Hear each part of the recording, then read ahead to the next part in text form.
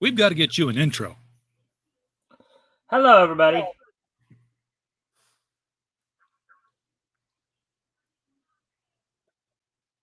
Hey, there's Woody. Yeah, a drum roll, something. Okay, I'll hit up Fiverr. My phone volume is up. I think I'll Could turn we it have a down. drum roll, please? Well, yeah. The thing is, the only reason again, it's one of those things. I'm not used to that type of stuff. I'm learning a lot of this stuff on the fly too. But also, you notice I usually at the beginning there will say hi, to figure out, make sure that the mic is working, because you remember a few months back there, you guys were telling, and I didn't even know what was going on until like halfway in the show, that the mic wasn't even working great, right? So, Yeah, that definitely sucks.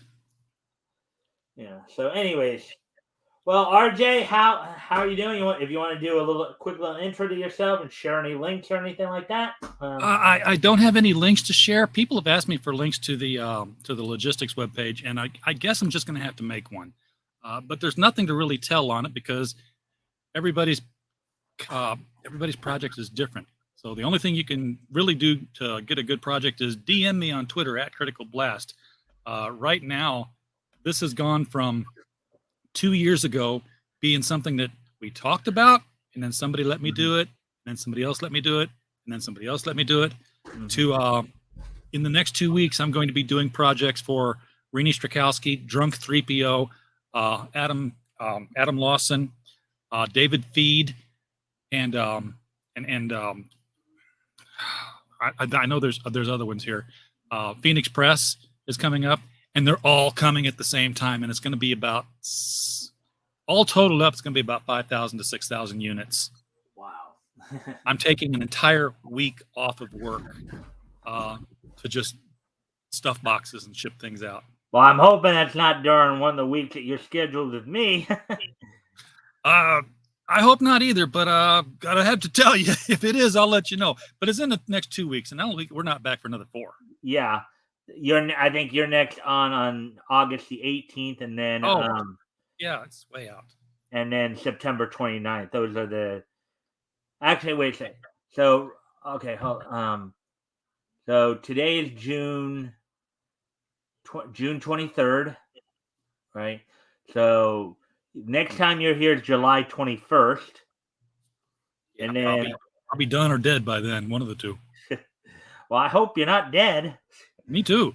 July 21st, and then August 18th, and then September 29th. So those are the next 3 days I have you down for. So, anyways, all right. So, and we can probably talk more about some of the other stuff you were mentioning too. Probably after the show, post show, whatever. Yeah. So, how's I guess your week's been pretty busy too, huh? Yeah. It's been a very busy week. I need a 3-day weekend, and I just had one, and I don't feel like I did. Well, I do hope that you will join us on Sunday to hang out and talk stuff.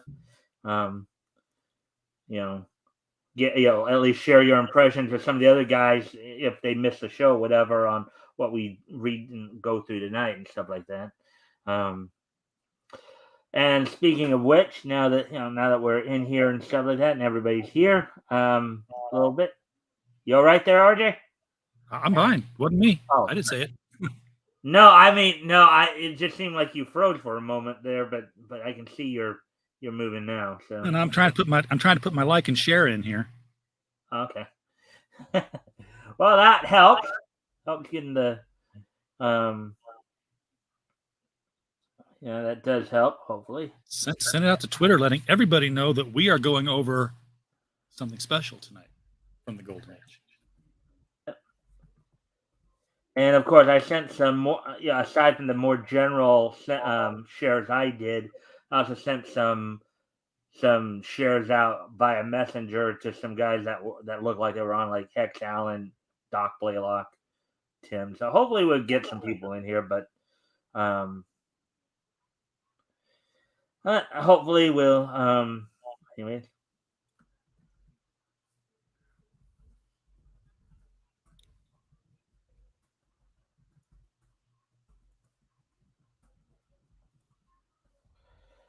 All right. So with that, I'm just wondering if we should wait a little bit or if we should get right into it because give people a chance to get in here.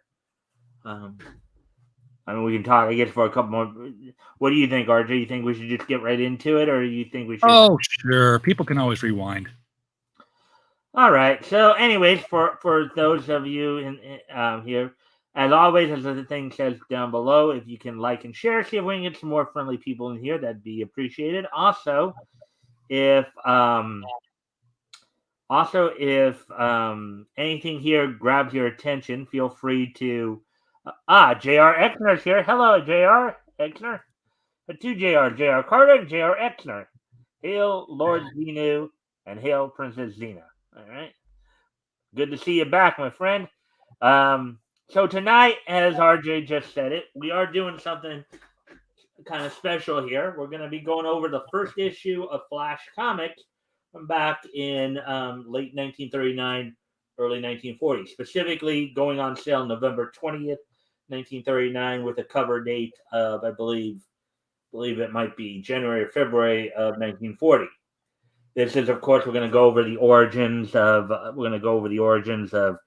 Earth 2, Golden Ages, Flash, Jay Garrick, and be going over Earth 2, Golden Ages, Hawkman, Carter Hall, Earth 2's version of Johnny Thunder, because one of the things I have kind of known, and I don't know if you knew this, RJ, there was a Johnny Thunder on Earth 1, but he was a Mormon cowboy based in Arizona.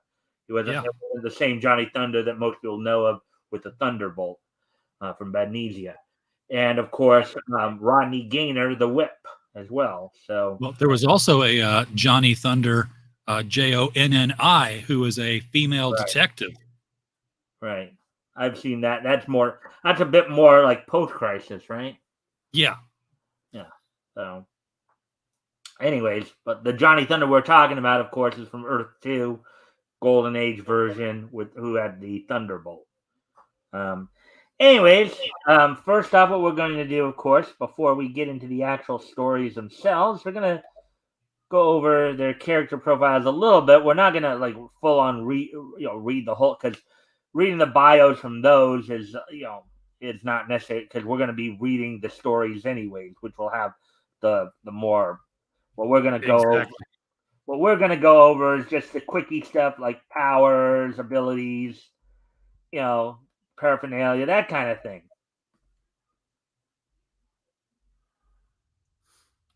I know that powers and abilities. All right, so Jay Garrick's powers, speed force conduit. Jay possesses a connection to the Speed Force, a mysterious cosmic force that pushes time and space itself forward. As a conduit of the Speed Force, all aspects of Jay's physiology are accelerated and enhanced. Accelerated healing, by having, basically, unless I feel there's any, I won't read everything here. Just try to save us some time here. Enhanced senses, because I think everybody knows what accelerated heating and enhanced senses means. Phasing, Jay can tap into the Speed Force to vibrate his molecules in a way to achieve intangibility for short bursts, allowing him to phase through objects.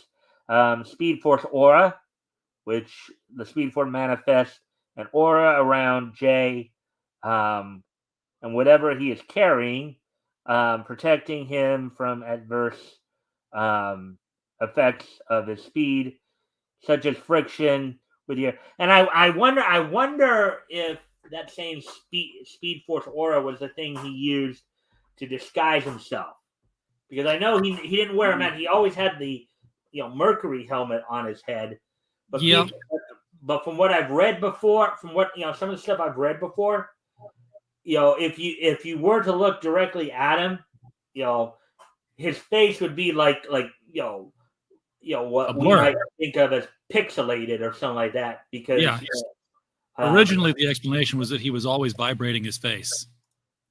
Yeah. So because that was just a whole lot easier than putting on a mask. right. To where you'd have to let's see, JR had some things to say. Hail Woody, RJ, Mike, we gather at our Omega. A nuclear arsenal is falling into chaos. Yeah, it's the end of the world as we know it. Yeah. How does a nuclear Time. clock slipping towards midnight affect the comic reading? I don't know. I wasn't even aware we were on the verge of the edge of the end of the world. I mean, anyway, superhuman durability, which I think, as they explained, the aura just gives him, protects him from kinetic impacts. Superhuman stamina, superhuman speed, superhuman agility and reflexes. Vortex creation. Jay is able to create vortices of air by running in circles or rotating the extremities at super speed.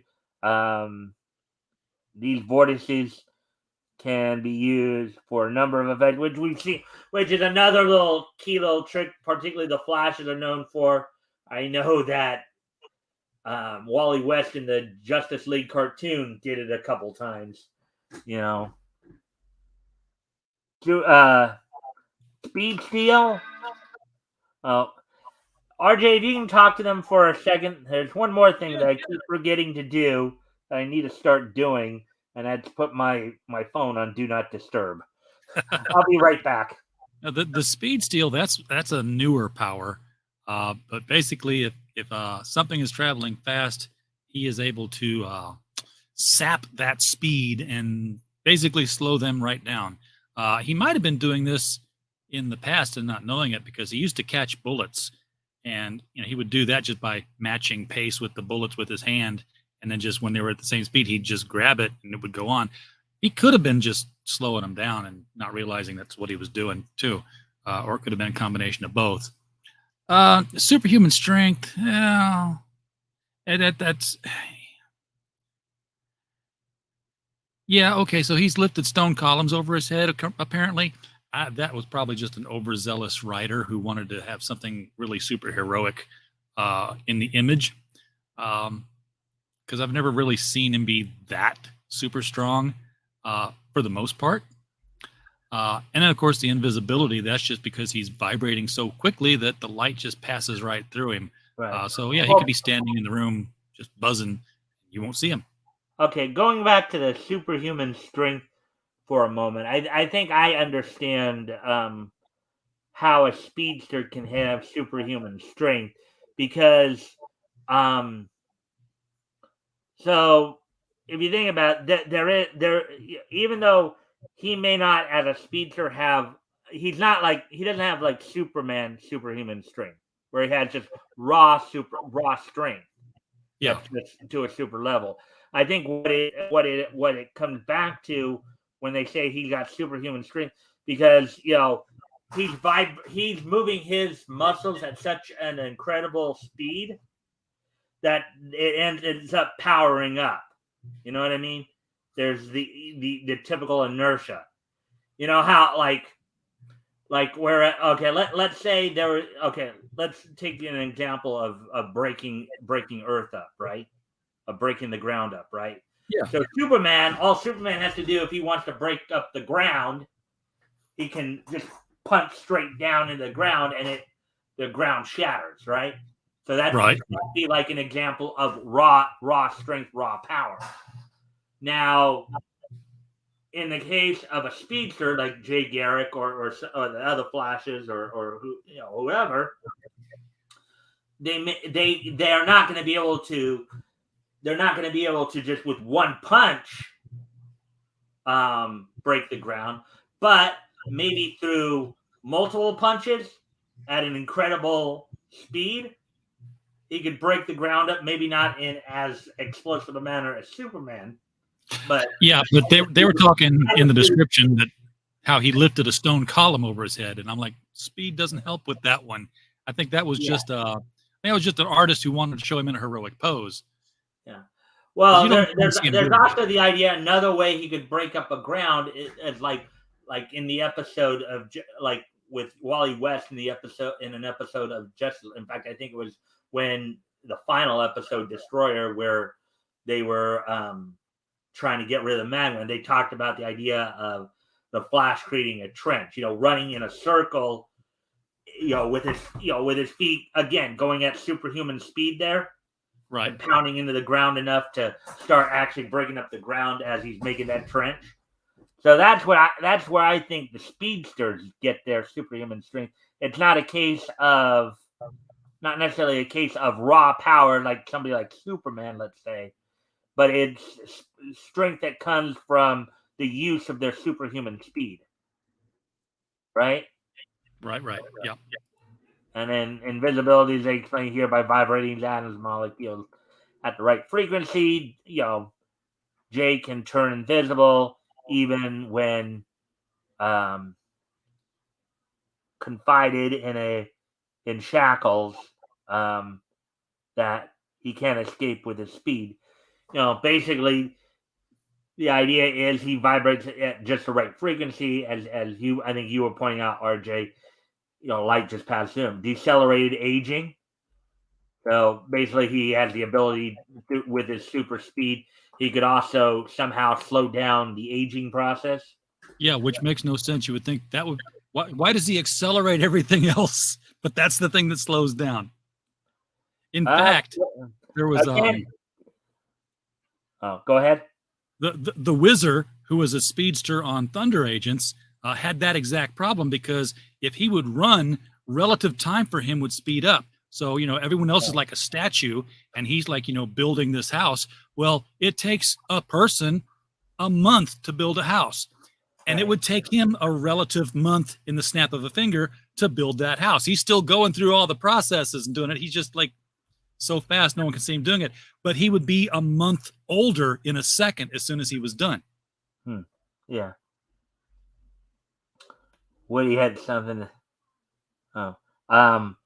Maybe he can create a vortex that's so fast that that atoms start spinning backwards and create anti-gravity, thereby making the column liftable. Sure, why not? Comic book science. I like it. Well, I mean, there's a fun thing about going through the powers too. It's like we can kind of theorize at how these people were, and this is one of the things when we look back to when the characters were created. And I know you said that some of this stuff came later with later creators. Yeah. But it goes into like, okay, well, what were they thinking and how are they interpreting, these powers and stuff like that. Yeah, we read that one already. Let's see. Don't superheroes all end up with superhuman strength?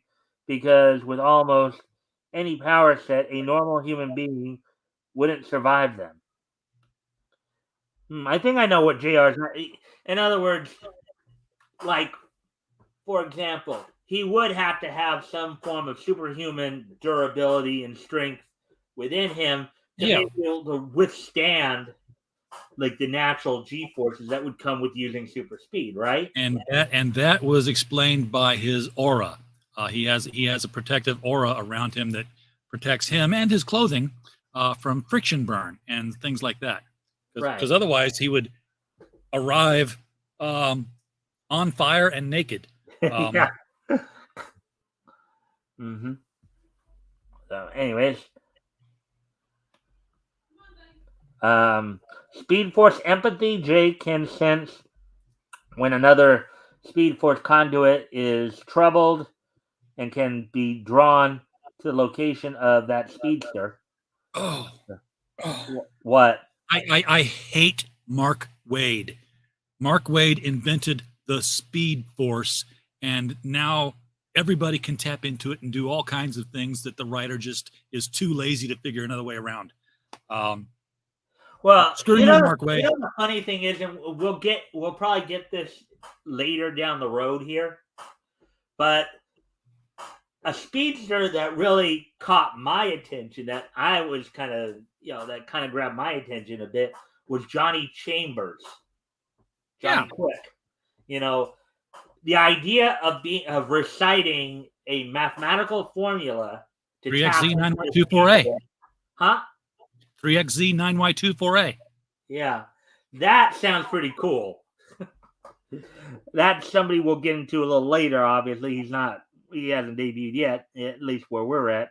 But anyways, dimensional travel. Jay was shown capable of breaking the dimensional barrier with his speed to traverse between dimensions after meeting the Flash. Of course, what they're referring to is probably another well-known famous issue, the Flash or Flash comic, Volume 1, number 123. Yes. You remember that? The Flash of Two Worlds story? Flash of Two Worlds. Yeah. I did a picture of that at a con where I was dressed as the Golden Age Flash, and I ran into a Flash. I'm like, we have to do this. You know that. He's like, yeah, I know. We found a pillar at the con. We found a girl to lay down on the ground, and we both rushed in to save her. Made a great picture. Don't know where it's at, but I loved it. Well, JRX are saying, we've all arrived somewhere naked or on fire. Both are tolerable so long as they are simultaneous. Okay. Yeah, it's not simultaneous. That would be bad. Yeah. Let's see. Abilities: expert combatant. While Jay and Barry were temporarily turned against each other, Jay managed to hold his own against Barry in a fight for a while. Jay managed to briefly get the upper hand on and you can correct me if I'm pronouncing this first name incorrectly. Eobard Thawne. That's how I've always pronounced it. Eobard Thawne. Okay, in combat. Jay has also fought off an army of speed-enhanced assassins alongside the rest of the Flash family. Let's see, he's got some swordsmanship, which simply means the ability to use a sword. Throwing, so he probably could use some handheld projectile weapons. Science, Jay Garrick is an expert in the fields of chemistry and physics. Hence how he got his powers with the hard water experiment, which we'll be looking at. Right. Chemistry, physics, gadgetry. Gadgetry just simply means he invents a bunch of gadgets, a bunch of little trinkets. Mechanical engineering and business management, paraphernalia, Hermes helmet, and I've got an echo for some reason. No. Weapons. Early in his career as the Flash, Garrick briefly carried an over foot long yellow metal rod in the shape of a jagged lightning bolt, which he would toss across the room either to announce his presence or to disarm an adversary. And then I don't think we need. Let's see. Notes.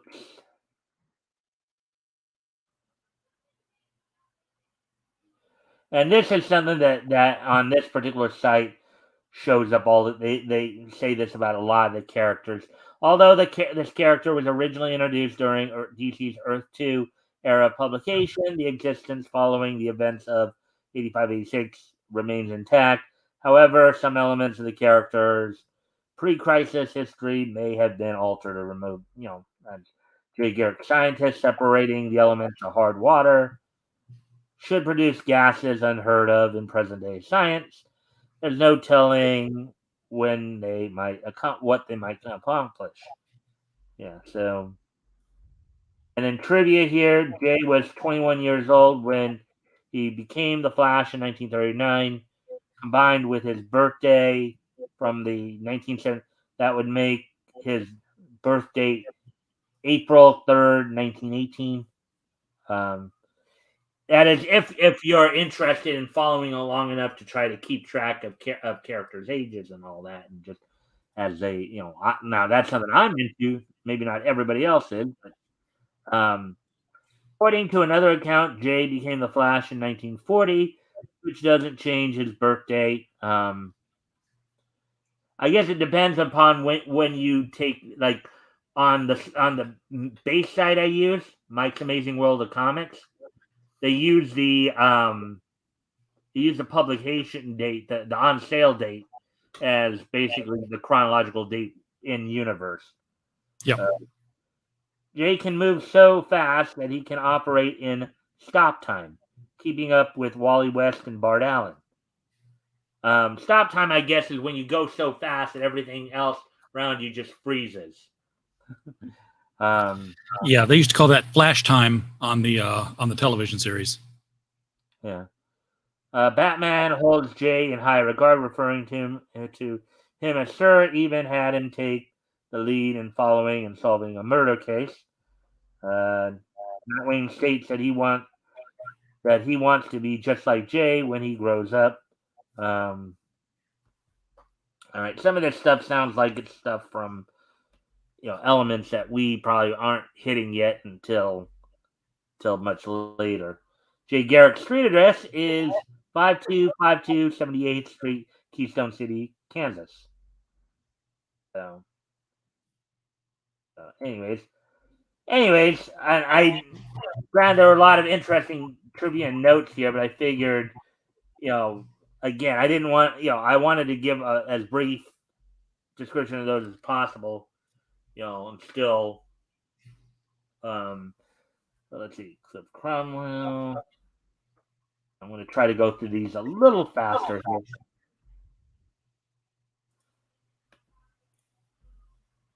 Carter Hall Hawkman here. Powers and abilities. So powers, blessing. Carter Hall was a priest in a past life and still possesses the ability to bless mundane. I guess that's something newer. Divine empowerment. Hawkman was granted the ability to breathe underwater by the god Poseidon. Reincarnation is probably one that more applies from his origin. The nth metal knife, which murdered Hawkman in his original incarnation as Khufu, had an unusual effect upon his soul and that of his lover, Shiara, Hawkgirl. What was that? I said, yep. The pair are locked in a seemingly endless cycle of death and rebirth throughout the centuries. While not a superhuman power per se, this propensity for reincarnation has allowed Hawkman to cheat death and return to active duty in his current incarnation. Abilities. Expert combatant. Aside from being part of the Justice Society of America, Hall was also liaison chairman and member of Justice League of America. Due to Hall being affiliated with the League, he underwent combat training with them from the very start. Weaponry. Due to multiple incarnations and having memories of all his past lives, Khufu Hall has become proficient in many types of weaponry. Reincarnated knowledge. Basically, I guess that's saying that he can retain whatever knowledge he's held in past lives. Science. In the summer of 1942, Hawkman invented a method to store complete meals in a capsule. Years ahead of its time. That's something you saw like in the Jetsons. Oh, yeah. Yeah. Let's see. Tactical analysis, leadership, archaeology, historiography. Even I'm not sure what that is. Let me just take a look real quick here. Historiography, sometimes compared with political science, historiography is a term to describe the ability of some characters that have obtained historical knowledge. These characters have a working knowledge of Earth's history as well as application of authorship, bias, and interpretation. So, RJ, I think I could translate that, but you want to translate what that essentially means? Let me get a closer look at the text because I'm not seeing it. You're the multilingual. The multilingualism. Oh, historiography. Oh, that's because he just knows he's been reincarnated so many times. Right. That he's and this was okay. So the original story was that he was reincarnated from Prince Khufu. This was the Golden Age Right. Hawkman. Right. And you sort of thought, well, okay, from Egypt to World War II, and then in the Silver Age, he was a policeman from another planet, and then Crisis happened, and nobody knew what Hawkman was because now JSA and JLA were on two same planet, same Earth, all the same history, and they ended up having the modern Hawkman also be reincarnated from Prince Khufu. And he's been reincarnated apparently many times between those two places, Right. such as he and Shayera were reincarnated as Western heroes, and I can't remember which one he was. Yeah, I've read a little bit about Yeah, that. yeah, exactly. Blackhawk and Cinnamon, and revolutionary heroes and characters. So he's been everywhere every time, and he remembers all of it, all of his lives. Yeah, let's see. So let's see. Getting back to this stuff here. Multilingualism and animal empathy. Essentially, he can learn many different languages, and animal empathy probably means he can communicate with animals. He could talk to the Hawks. Yeah. Weaknesses. Curse. Every time he is born again, he must wander the earth till he meets again with his eternal soulmate. But as soon as they form a deep bond, they are destined to be murdered again, and it continues. Yep. So, equipment, nth metal, belt and boots. Basically, all of his equipment is made of nth metal, which is a substance that is essentially impervious to magic. It's Thanagarian nth metal, which also has anti-gravity properties. You have nth metal enhancement. Metal is psychoreactive, responding to the bearer's thoughts. Nth metal induced enhanced strength, enhanced durability, accelerated healing, self-sustenance, transportation. Artificial feathered wings. His wings, which are laced with nth metal, allow him to control navigation and guidance during flight. Anti-gravity flying vehicle. Weapons, archaic weaponry.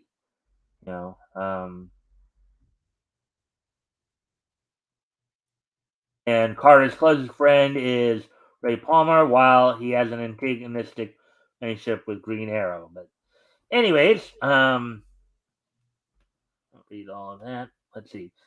Moving on. I think I should do well. Shayera pretty much has a lot of the same powers. But we'll move on to Johnny Thunder and his Thunderbolt here. Let's see. And I pronounce it as Yiz the Thunderbolt, or Yiz. Kind of almost get the impression that the Thunderbolt may be from the same dimension as Mikia Spitlick. Yeah. So I don't know that they gave him the name until like way later. Yeah. Well, okay. So powers. He supposedly at one point did have decelerated aging and summoning. The decelerated aging came from, I guess, an encounter with Ian Karko later on. And in summoning, Johnny could originally summon the Djinn of the Thunderbolt by saying the words, "Say you," the Djinn, and looked into that a little bit there. The Djinn would fulfill all his orders to the letter, even the unintentional, for an hour. Which, and I've read some of the early Johnny Thunder stories. It did lead to some pretty comical situations. Reality alteration is the Thunderbolt Johnny possesses. In other words, what they're talking about here is at one point Johnny, the original Johnny Thunder, and the Thunderbolt became one entity. You know, Yeah. Johnny Thunder is uncannily lucky, and we'll see that. Let's see. Abilities, basic hand-to-hand combatant, equestrianism, which basically means he can ride horses. Mental disease. As Johnny grew older, he began suffering from Alzheimer's disease. And I've read a little bit about that, where he would at times say it and the Thunderbolt would still react to it, even though he is in a diminished equipment. Zodiac belt, given as a gift from Badnesians. The belt allowed Johnny mastery over the Thunderbolt when he reached the age of 7. And that's also kind of RJ, do you know when Johnny Thunder's this Johnny Thunder, what his date of birth is? Do you remember? Oh no, I have no idea. 7/7/17. July 7th, 1917. So just a lot of sevens in there. Right. So again, I think that it goes to the link of that uncanny luck kind of thing, right? So one more character, and then we'll get to the actual reading, everybody. I know we're probably already getting into a half hour into the show already, right? Yeah, we're already past.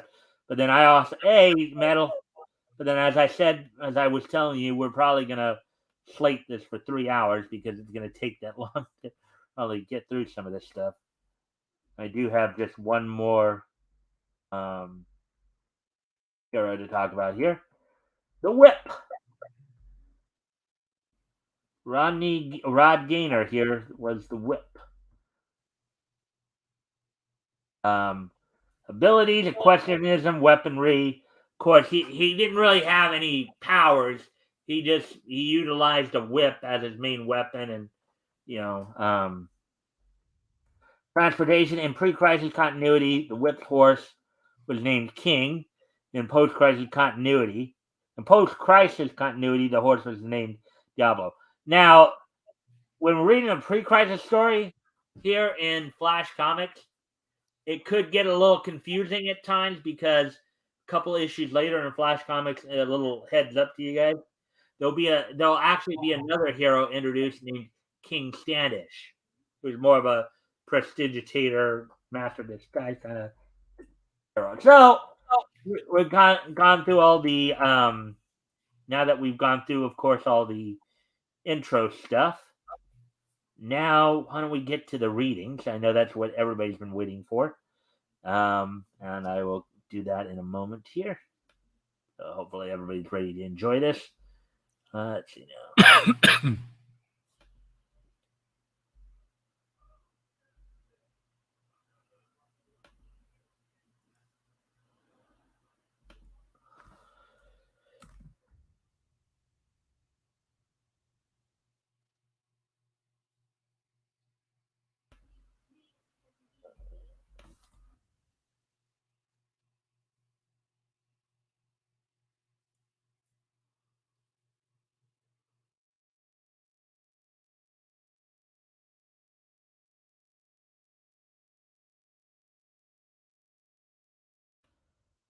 Yeah, I think they changed the title from Flash Comics to The Flash, starting with issue 105, but it was essentially the same book.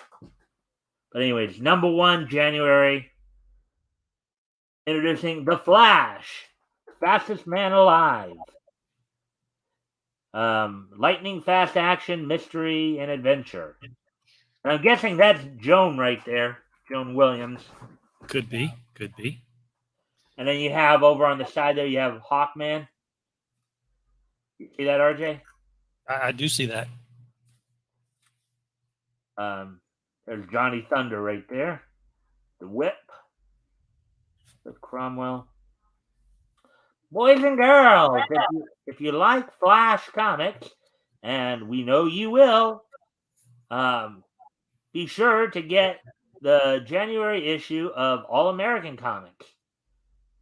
Now, of course, the company that would eventually all become DC, a lot of these books start, you could say that they were imprints. Flash along with All American were done under the All American Publications publisher. Did you go off camera again, RJ? Because I just looked over at my TV and You, saw. you don't watch your own show, do you? Huh? You don't watch your own show very much, huh? Well, okay, so I've got my TV on at the side here to try to get another viewer in there. But yeah. Anyways. So here we go. Here's the Flash. You want to do the narration there, RJ? I Can you do will. that all right? Let's do it right. All right. Faster than the streak of the lightning in the sky, swifter than the speed of the light itself, fleeter than the rapidity of thought, is the Flash. Reincarnation of the winged Mercury, his speed is the dismay of scientists, the joy of the oppressed, and the open-mouthed wonder of the multitudes. So we have The Flash here by Gardner Fox and Harry Lampert. But before he became known and feared as the fastest thing on Earth, Jay Garrick was an unknown student at Midwestern University. Joan.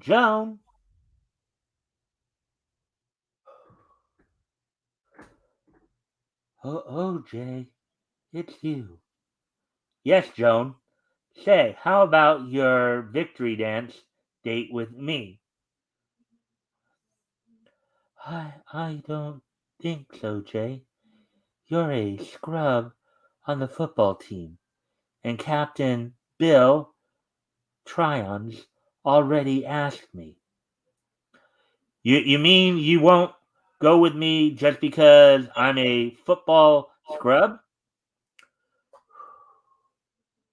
No, but because a man of your build and brains could be a star. A scrub is just an old washwoman. You won't put your mind to football.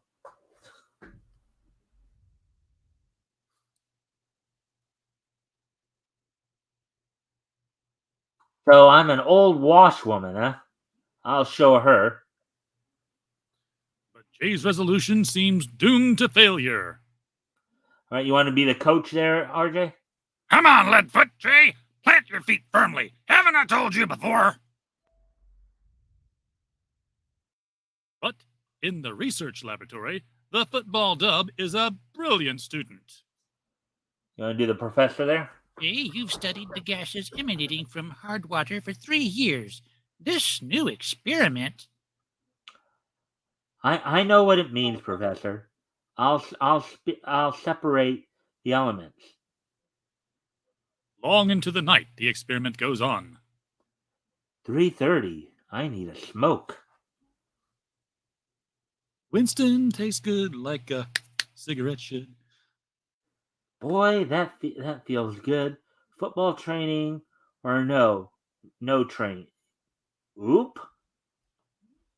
A darting hand is too slow to save the retorts, which crash on the metal floor. Look at those vapors.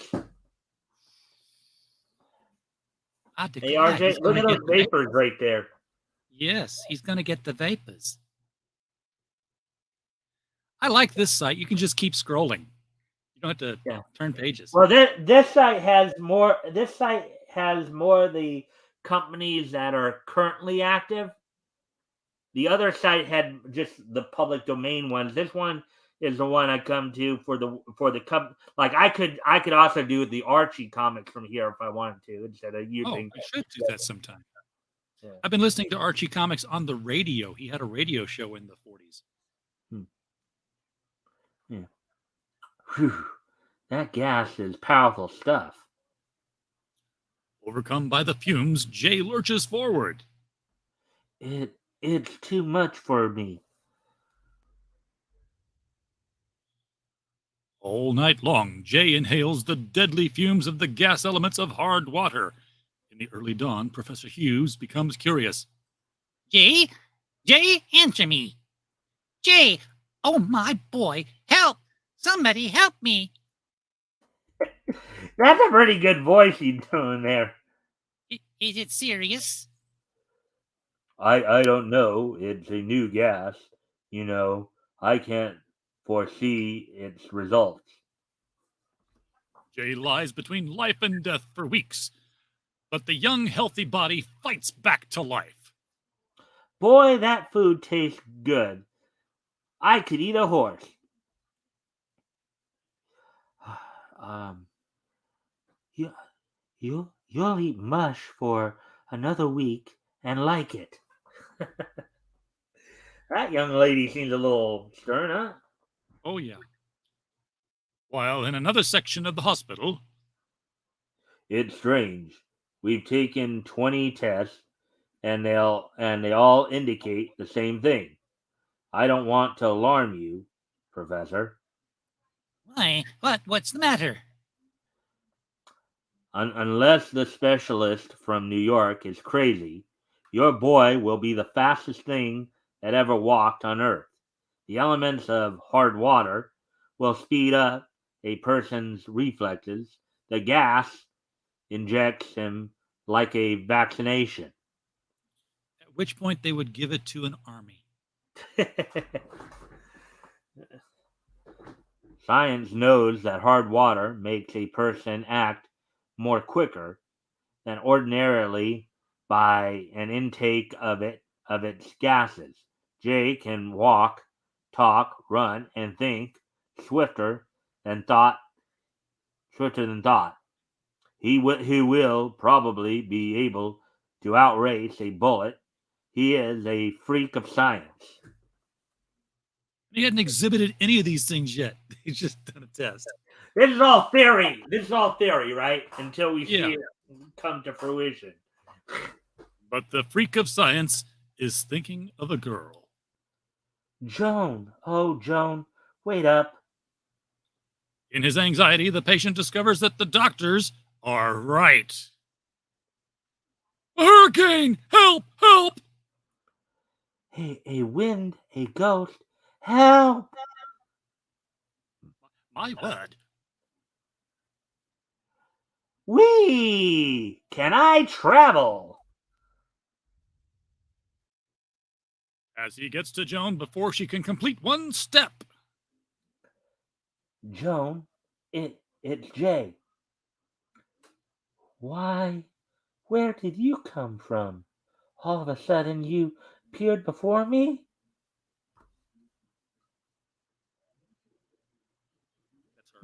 Oh. I'm so glad to see you. I was going to get a book from the library. You were? Let me instead. I won't be a minute. Oh, you sprang from the thin air. Never mind that. Stamp this book. That's got to be something, doesn't it, RJ? What would you? All of a sudden, somebody's right in front of you. Here, can you stamp this book, please? Yeah. Okay. Whatever you say. He's disappeared. I'm going to faint, and I think I will. Why, you got it. And you weren't gone 2 seconds even. Jay, what happened? Jay, what happened to you? It scares me, sort of, but I guess I'm just a freak of science. Anyhow, will you go to that dance with me? I will, Jay, if you'll consent to play in the state game with you in there. We can't lose. All right, Joan, but it's just for you. Now, I know, like in Superman mythos, in the Silver Age, his parents actually discouraged him from extracurricular activities because of his powers. In Superman's story, I would think that at some point, this would also apply here. Fair advantage, yeah. Yeah. But the state game finds Jay still on the bench. Still wearing out my pants and the university's bench. Maybe I'll get in the game if they knock out the rest of our squad. Full try-ons hurt. Jay, get in there. We have nobody else left.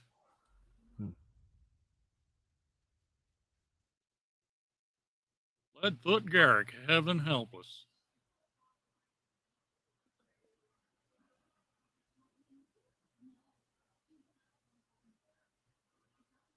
Oh, somebody. Okay, it's starting to go again at 30-0 against us. Now it'll be 90-0. I'll show them. Boy, are they in for a surprise. Hang on, everybody. Here we go. Down the field, Jay streaks to a touchdown. As touchdown after touchdown pile up. I quit. I ain't playing no ghost. Nor me. No hurricane. You want to do that third guy there? I can't even see him, Mel. In between signals, Jay disappears. How am I doing, Joan? Why, wonderful. Look at that. He's so quick he can go up into the stands to talk to his girl. Yep. But is on the field again before the signals are over. This'll make it 65-30. And Jay finds himself the hero of the day. Boy, this is the stuff. A football star and a date with Joan tonight. The year sweeps by, and graduation is at hand.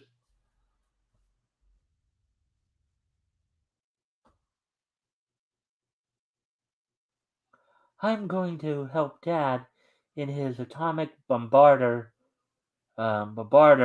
scientific researches. I'm off to New York, assistant professorship at Coleman University. One evening in New York, Jay Garrick takes time out to read the daily paper. Maybe the district attorney wasn't fast enough for them. Something ought to be done about this. Racketeers wreck stores, elude district attorney's men. That night, the gangsters are visited by a figure clad in the wings of Mercury, a human bolt of lightning, the Flash!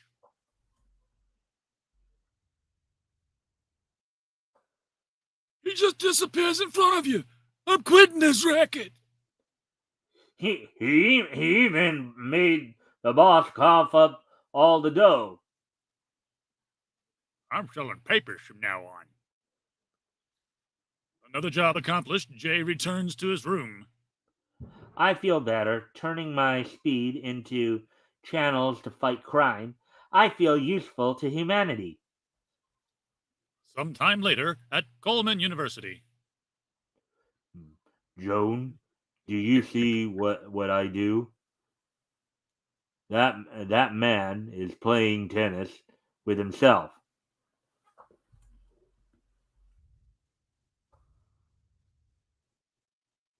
This is easy, but good exercise. Back again, boy, hurry up. He goes so fast, I can't see him. Wait. Only one person can do that. Jay Garrick. Joan Williams, it's great to see you again. What have you been doing? Jay, something terrible has happened. Thought you could help me. Daddy's been kidnapped. Look out, Joan.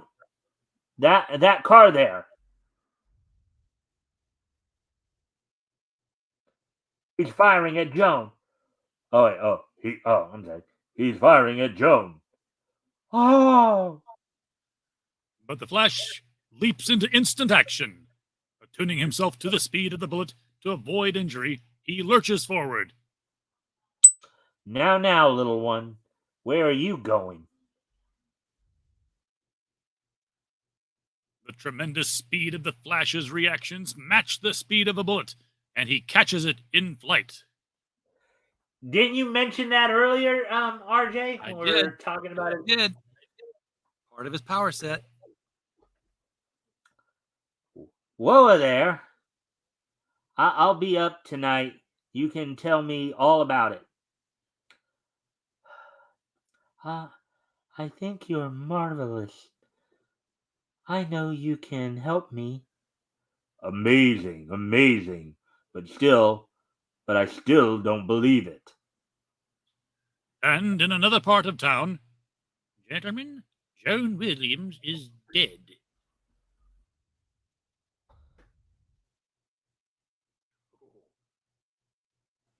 You want to be Sir Satan, or shall I? I, Sir Satan, say that Williams will now tell us his secret base of the atomic bombarder. And I, Sir Dorloff, surgeon extraordinary, will give his daughter her life if he tells. What of me, Duriel? I shall visit him in the room of mirrors to get his answer. These mirrors are stealing my mind. But you devil, I'll not tell, not even for Joan's life. She wouldn't want me to. We must find the secret of this atomic bombarder. We can sell it to several foreign nations for a cool million from each.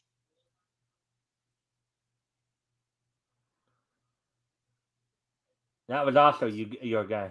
That's Sergei. Oh, that's the green guy. Okay. It's a marvelous war weapon, but Williams will not talk.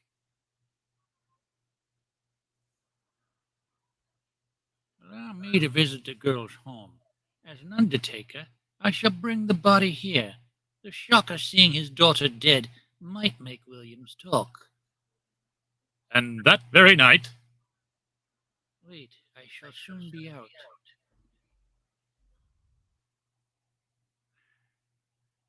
Pardon, do you know the dead girl?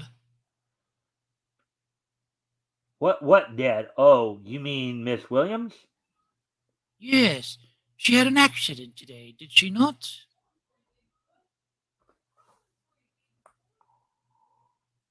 Now how does he know that unless he knows who shot at her? This is very interesting. And you know why I did that, right, RJ? Yep. Thought balloons. Thought balloon as opposed to a word balloon. Jay, come in. Oh, a friend of yours? Pardon me, there's some mistake. I think there is too. He knew of the shooting.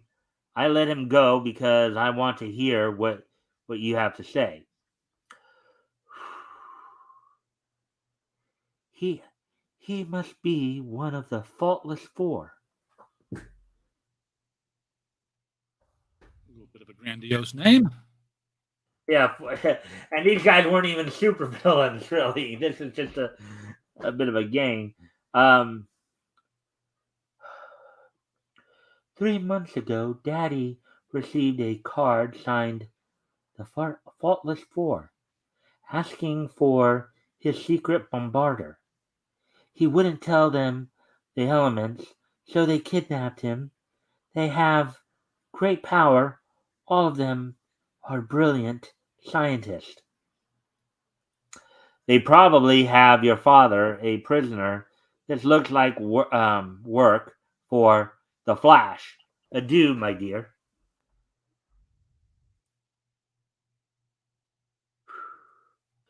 Jay, he's gone again. But maybe he'll find Daddy. And once again, the Flash is on his way with the speed of light. If I just increase my speed, I may find my Undertaker friend before he gets home. There's the car now, turning into that apartment courtyard. What? That wind sprang from nowhere. That wind will be with you before long, my good man. And in the apartment of the Faultless Four. The girl is still alive. I've never missed before. I can't understand it. You bungled. We'll have to try again. I wouldn't advise trying again. The Flash. I've heard of him. Again, Bang! oh, forgot the sound effect. Sorry. All right. Again, attuning his speed to that of the bullet, the Flash lunges forward. Why? This'll slay Who him. he's saving? This'll slay him. And what I mean. How does the Flash stop a bullet in flight without suffering injury to himself? Explanation. His process of thought and action, due to his inhalation of the hard water gases, have been so quickened that he has the speed of light itself. As a result, he can easily match the speed of a bullet. When two bodies travel along together at equal speed, even though they meet, there is absolutely no friction, and therefore no injury. Now that's a nice little tidbit in comics, right? That's You your know, first Flash fact. Yeah, it's one of those interesting little things, where it's kind of a nice, you know how I've talked before how a lot of these early comics are kind of akin to like the highlights for magazines, right? It's kind of nice to see that where they'll take a break from the story to kind of explain something like that.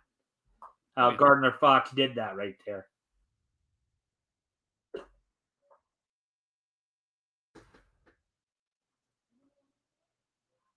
RJ? It's you, isn't it? Well, Oh. Oop. Okay. I wouldn't try that again. He plucked the bullet out of the air. He's gone. I can see that, you fool. The question is, where? He's gone after Williams.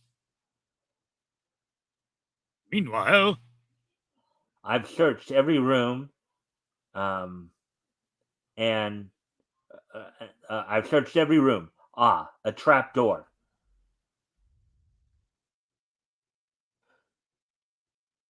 Major Williams, quickly jump up. What? What? Who's that? I don't know who you are, but I'm mighty glad to see you. They've spotted us. Hang on, Major. We're going for a ride. There they are. So long, boys. See you later. Stop him. How? I can't even see him. through the streets of New York race the pair. If I run fast enough, no one will see us. You run so fast, now I can't breathe. Fair point. Kind of that vortex idea. Yeah. He's running so fast that there's creating a vacuum there, you would think, right? Right, RJ? That's right.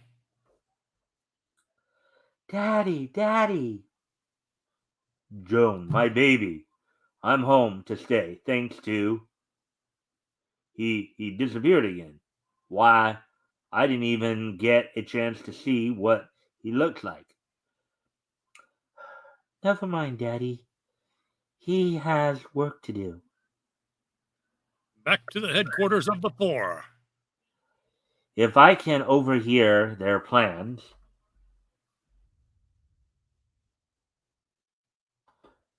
then it's all set for morning at Coney Island Beach. Right. The scare will throw people into a panic. We will get Joan and her father, while the police are looking for us at Coney Island.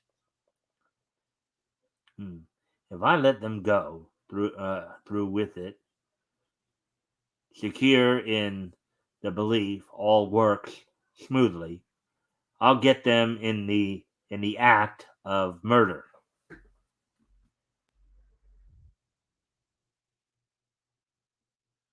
The next day at crowded Coney Island Beach. It starts. The attack from the sky. These will get enough police here so that our attack on Joan and her father will go off like clockwork.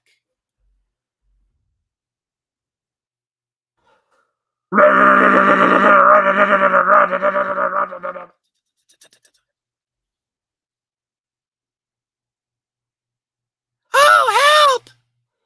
Is it war? A madman!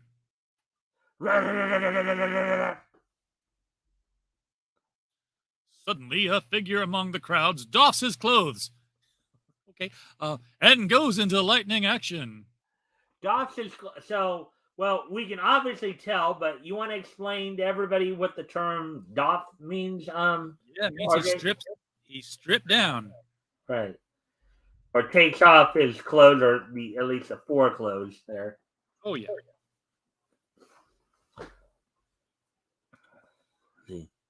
He's got me. He's got me on the go, but I can keep this up till he runs out of bullets. The Flash! I must warn the others. He's gone. Now for the attack on Joan. In and out of traffic slips the Flash. I thought I saw something then. It's a sudden wind. Look out! There'll be an accident. I'll slow up and let him see me. The game's up. The Flash!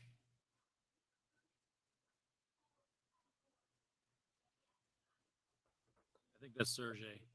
Oh, get in. Drive to the apartment.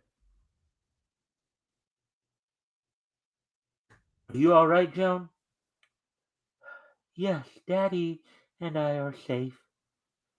This time, no mercy. I am here, gentlemen. And look what Sears doing right there. Yeah. Like closing the door is gonna really do anything, right? Yeah, like they invited him in. Oh, it's you. Come in and talk. I've killed the Flash. I've electrocuted him. The room is wired to kill. I've killed them all. Didn't you see me slip out of the room with you? You can't escape me. In my new car, I can. I must get away from you. But even the speed car is not fast enough. You shall also die, even as Duriel, Orloff, and Smythe. Satan's mind cracks under the terrific strain. Ah! Get away! Get away! The car sweeps through the railing and hurtles downward. The Flash is already at the bottom of the ravine. I'm on hand just to see your finish, Seer Satan.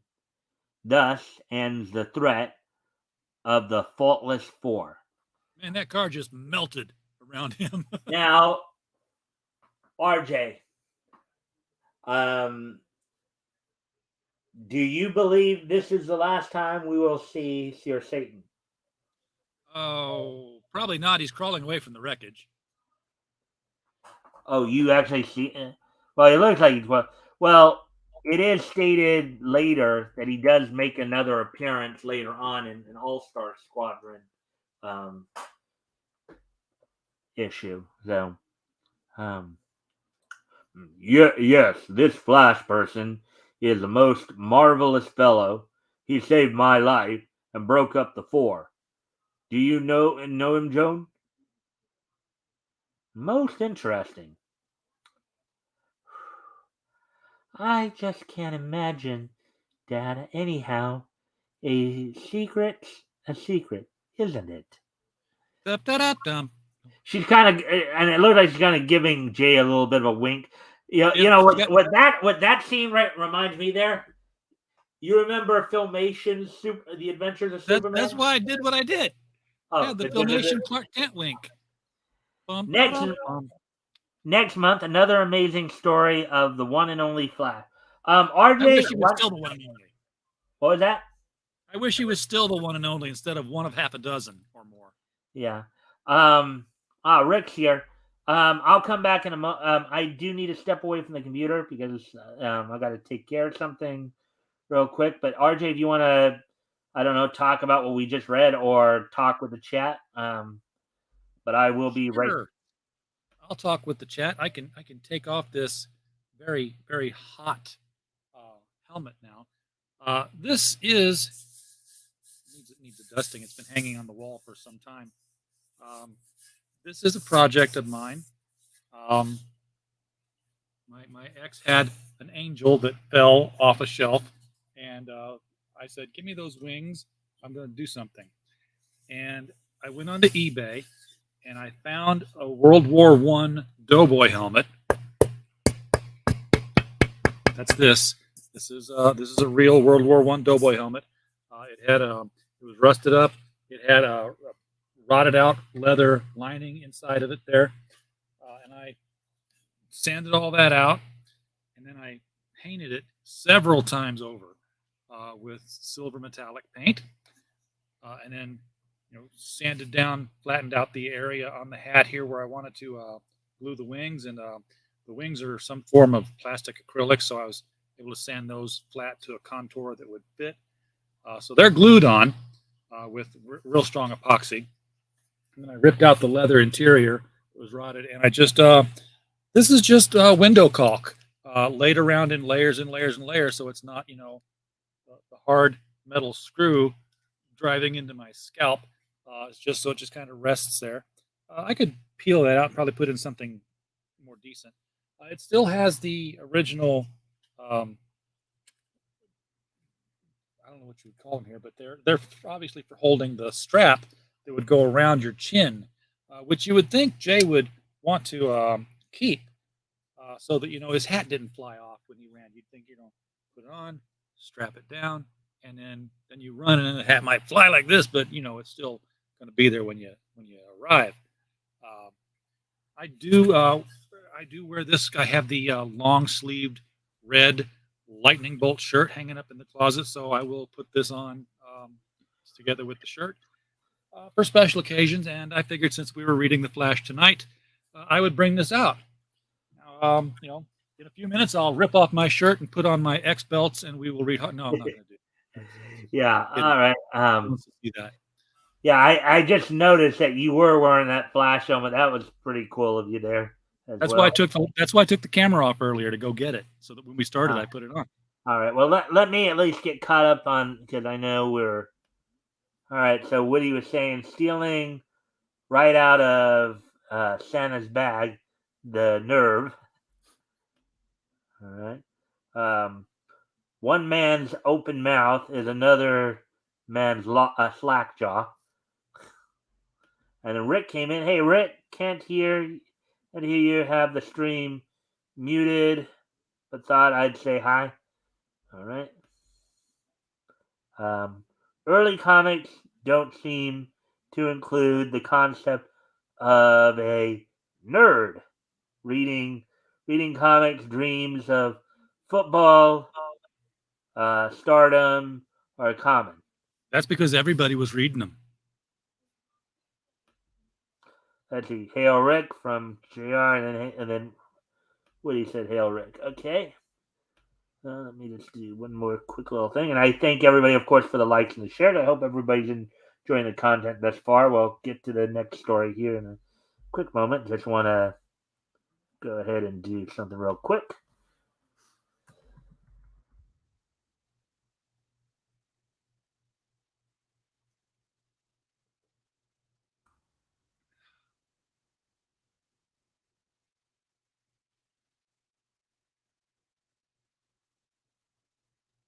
All right, so with that, let's see. So let's start.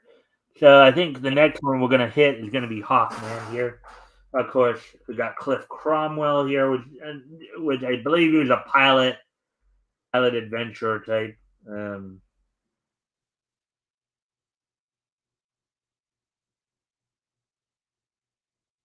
There we go. There's Hawkman. Um,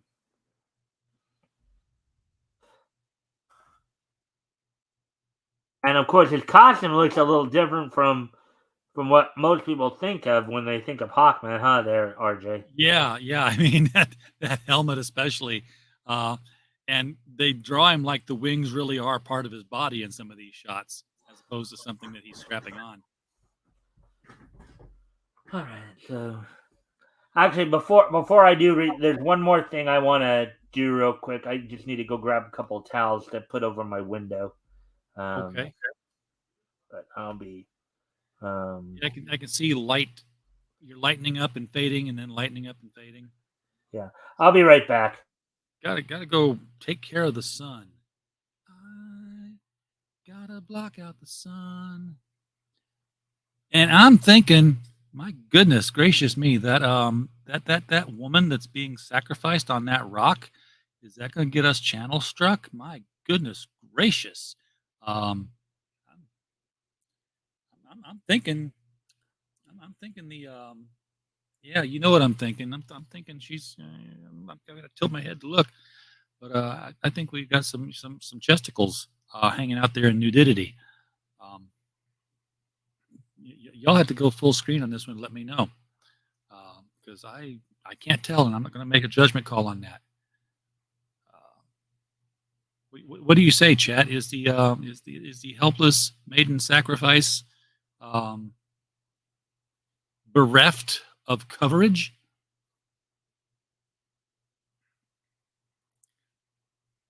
My ancient alien astronauts say yes.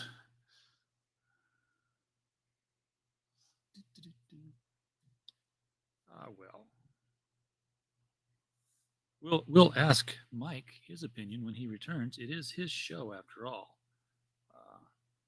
so we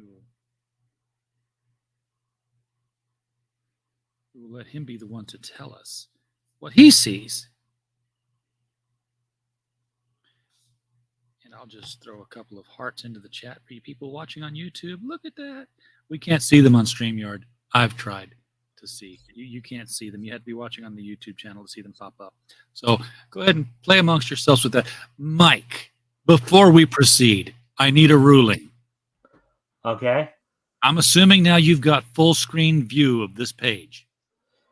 What I'm looking at right now, I'm looking at the StreamYard screen where I have like you and me, and then the okay. I do have a window open to the like I have let's see 1 2 3 4 5 6. I think I have something like let's see 3 4. Okay. 5, Well, but when you're reading it, I assumed you had like just that full window open so you could see the text better, right?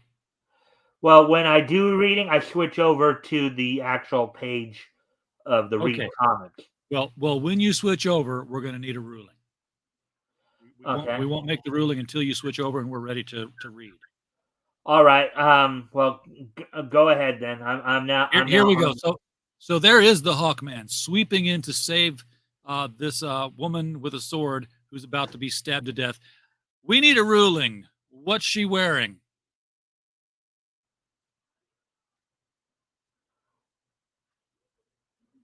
Doesn't look like much.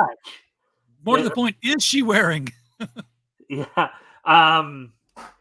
like, okay, so from what I can tell, and I'm getting real close here, I can really. So from the looks of it, she is wearing, some kind of like, I don't know, underwear or shorts or whatever there. Yeah. And then on the top half of it looks like she's wearing like half a bra from the looks Yeah. of it. It's like the coloring didn't quite color said, well, why not? just went with it. Okay, so we both see the same thing then. That's what I want to see. All Uh-huh. right, here we go. The Hawkman! Hold on, let me The go tale there, of a phantom. see if there's any other. Okay, go ahead. I knew what the words were. Beginning the tale of a phantom of the night, the Hawkman, who from time immemorial has fought the cause of justice against the forces of evil. The Hawk fights the evil of the present with the weapons of the past. What an intro there, huh? Yeah, and that intro stayed with him through Filmation days at the very latest. In the weapon-lined library of Carter Hall, wealthy collector of weapons and research scientist. Another prize for my collection from Jim Rock in Egypt. A glass knife to offer ancient sacrifices. Why it the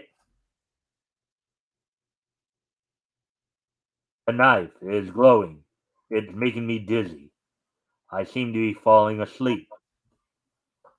As though hypnotized by the knife, Carter lunges to the floor. So sleepy.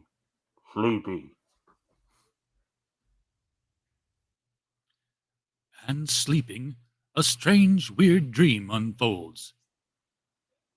Enough, Kola. Perhaps he will now speak. No, never. You fool! You could go free if you would but tell me what I want to know.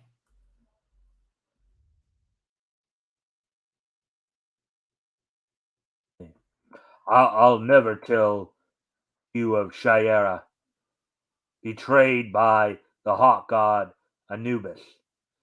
I love her and hate your evil ways. I shall yet win.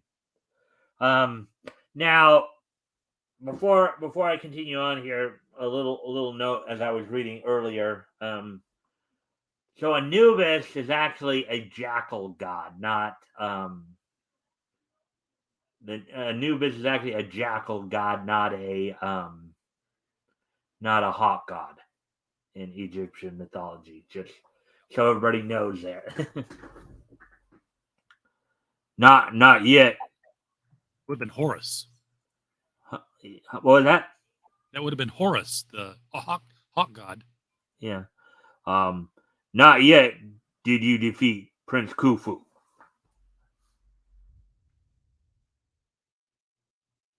I shall return and kill false priest, and when I do, your death shall not be pleasant.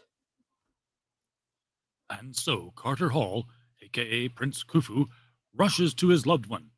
Hall drives a fast-moving chariot through the spaces of the desert. His whiplash snakes out over the horses' heads. Faster, faster! Hatset must not arrive before me. Shayera! Thank the gods, Shayera, you are safe. But even now Hathset strikes. Look, my beloved. Oh, you want to try the female voice this time? Of course I do. All right. Gives me a break from it at least. Yes. Blackness at noon of day, more of Hathset's ancient magic. It is thus the hawk god strikes, Khufu. The false priest soldiers followed me. At least there that is no magic men I can fight. All right, that is no magic men I can fight. And look at how she's dressed right there. Look at how she's dressed. That's serious. That's some serious Deja Thoris of Mars stuff going on. Deja Forest of Mars. Oh yeah. All right, Inspect those great covers. I'm not familiar with the reference, so you might have to educate me there. Oh, Edgar Rice Burroughs, John Carter of Mars. Okay. Deja Thoris was the princess. Okay. She often wore less than that on those covers. Quite a fetching beauty, doesn't she? Right there. Oh yes.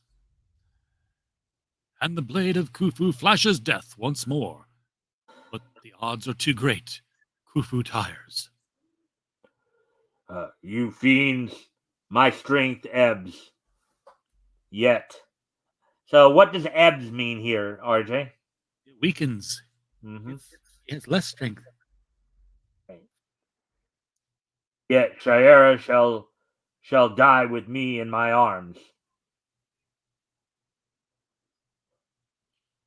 Hold your hand, or the arrow speeds true to its mark. Hath it wins. Back along the weary miles to Abydos and the temple of Anubis. My victims, you who would have stopped me from becoming master of the globe. Only we have the power, hath set. I know the older sciences as well as you.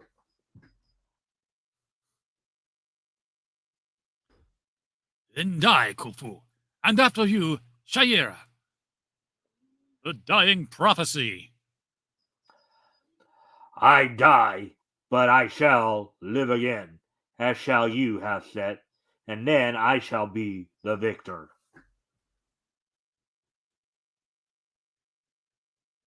Back in the 20th century again, Carter Hall awakens from his dream. So you think that was RJ? You think that was a dream, or maybe more like he was somehow his soul was somehow transported to the past? I think it was a memory. It was a dream, and he was having a memory of the past that he had lived. He didn't have to go back to it. He'd already been there once. Right. The knife that killed me. Who was Khufu? Then does not Hathset live again? And perhaps Shayera too? We have been reincarnated. Now you notice here when they originally did this story, right? They spelled Shayera's name the way it's traditionally said, in terms of her Well, yeah, 20th century incarnation. It was Shira up until the Silver Age when Shayera became the Thanagarian Hawkwoman. And Carter Hall became Qatar Hall. They alienized the names that we already knew. Yeah. It was Shayera Thal. Yeah. Into your box you go, my beauty. You killed me once. I don't want you to again. This time I shall be prepared. Several hours later, I think a trip around the block would do me good after that dream or recollection of mine. Suddenly, people rush from a subway exit. The rails! They're turning blue! The train's on fire! What's this? Rails turning blue? What can cause that? Oh. Pardon me. You are Shayera. Shira, how did you know that? And they depict her as having black hair in the olden days and him with blonde. Yeah, even when they were in Egypt, he was a blonde.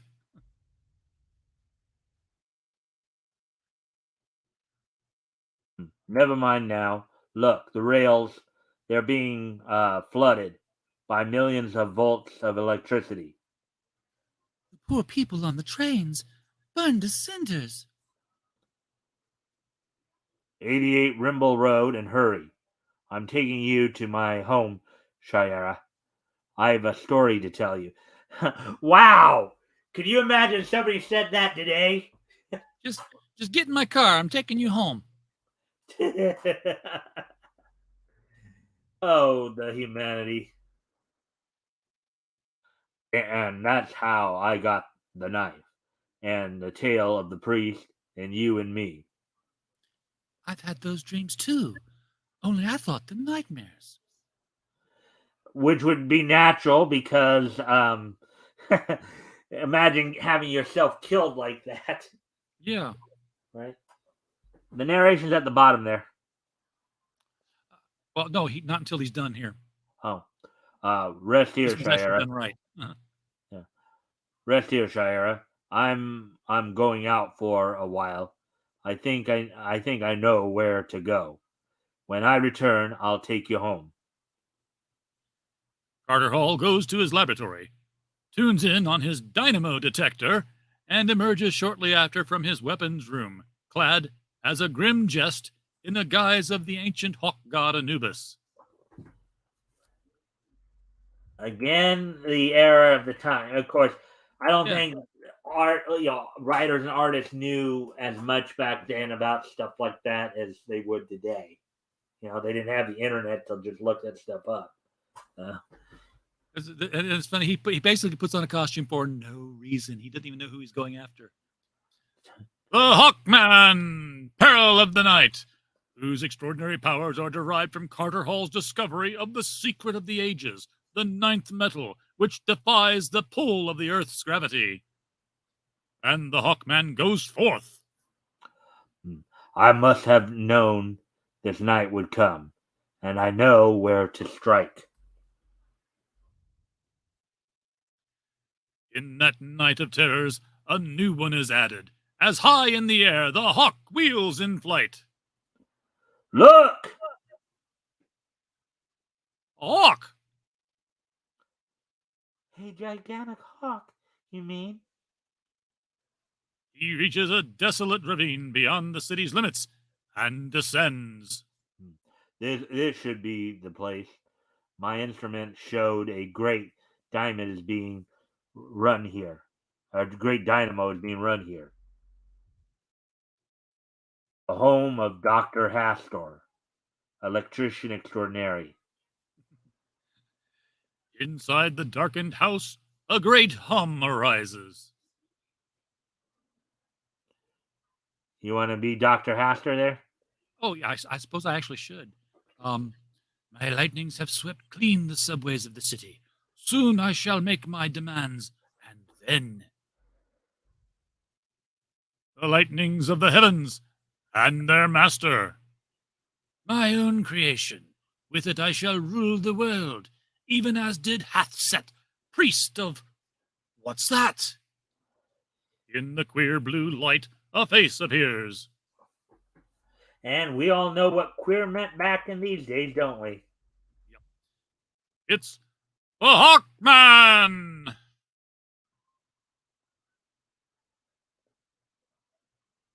It must be Anubis, hawk god of the ancients. The hawk circles to attack. You fool!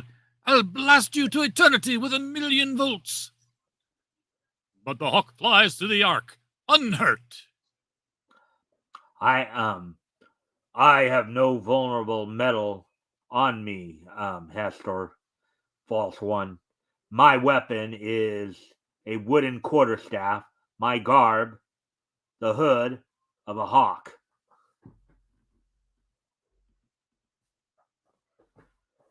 And my cloak of the web of the ninth metal is non-conducting. It repels electricity, which is the base of the force of gravity. You cannot harm me. Ignoring Dr. Hastor, the hawk attacks the turbines. A core or rough work every time. You froze up on me there for a second. You shall pay. You froze up on me for a second. I thought we were going to lose it. Oh. You shall pay, you fool. Pay and pay and pay. Several hours later, I've searched the house and no Dr. Hastur. There must be a secret room. no, it's not Anubis. 'Tis Khufu, reincarnated. Then Shera must live also. The Attar of Mer, to call those of the ancient blood, I strike at Khufu through Shera. Ancient chants and magics, the song to Anubis. Attar of Mer and prayer, bring to me the betrayer. The scent of myrrh rises in the city.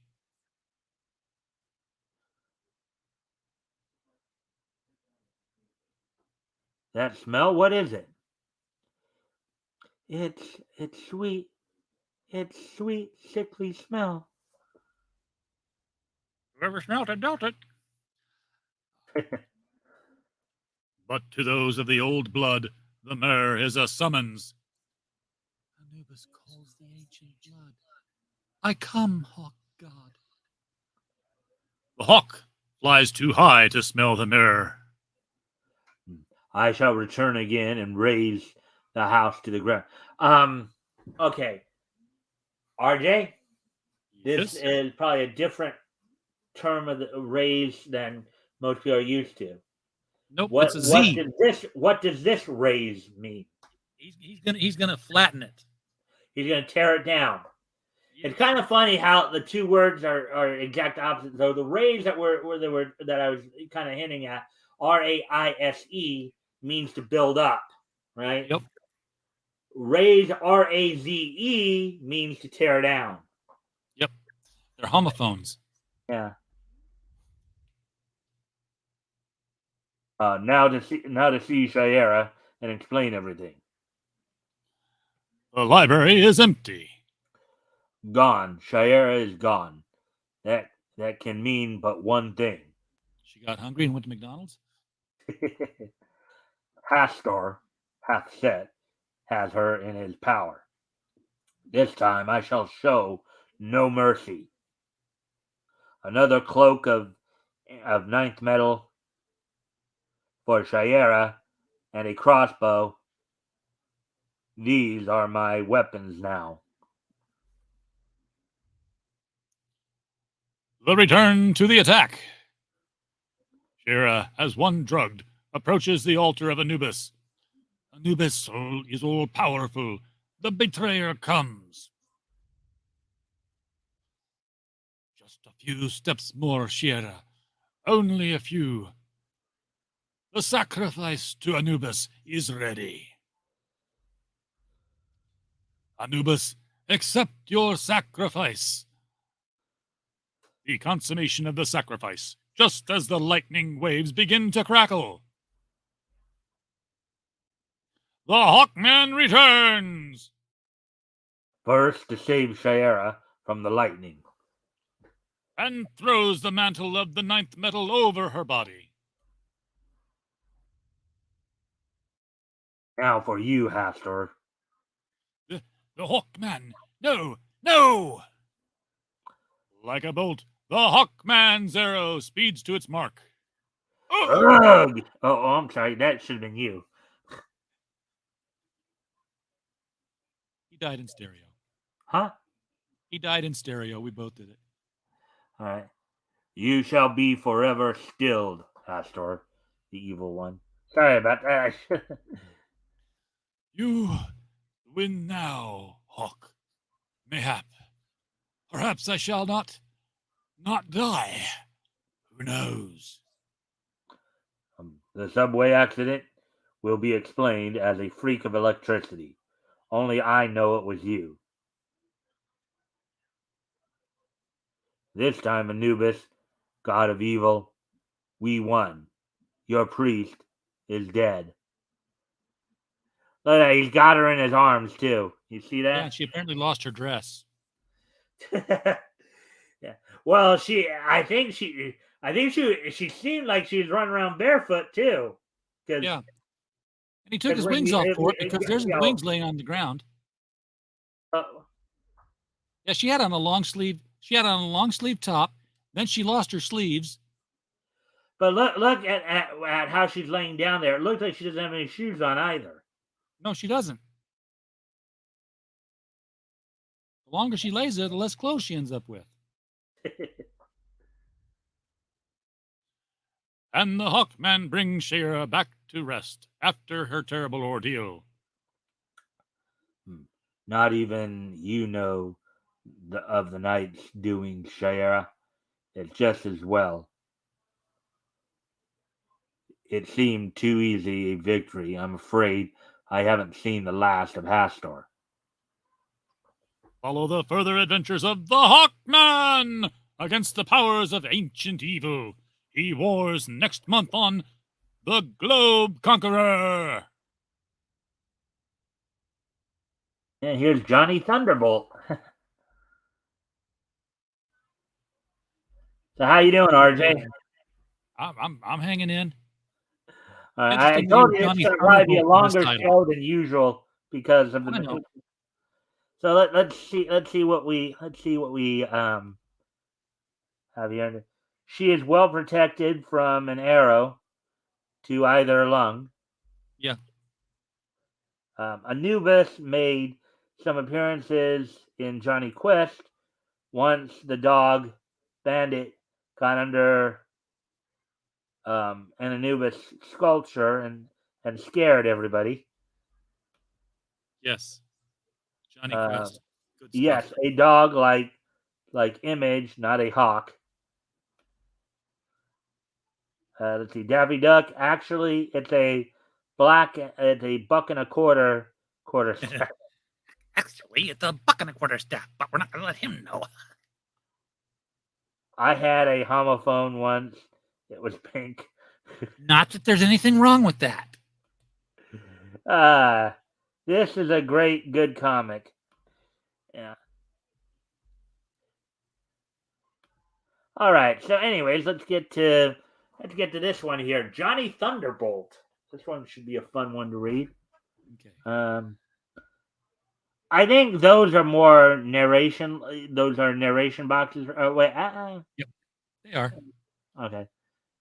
Simon B. Thunder was a bank clerk in the Case National Bank, who lived in a 4-room cottage with bath in the Bronx section of New York with his wife Mildred Thunder and boom! Yeah, his infant son John L. Thunder, whom they called Johnny. Look at little Johnny right there. He's smacking his bowl. Whippy!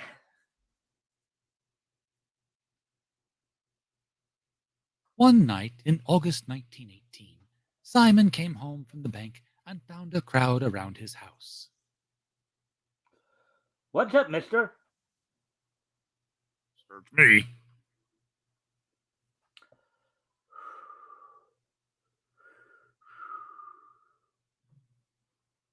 Simon, our Johnny's been kidnapped. Don't worry. We'll probably get a ransom note, and the police will throw out a dragnet. We'll get our Johnny back. But they didn't get him back, because something very peculiar happened to little Johnny Thunder.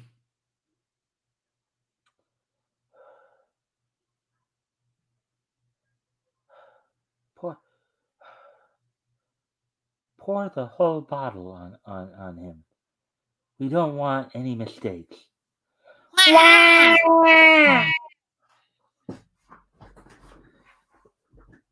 Gurk.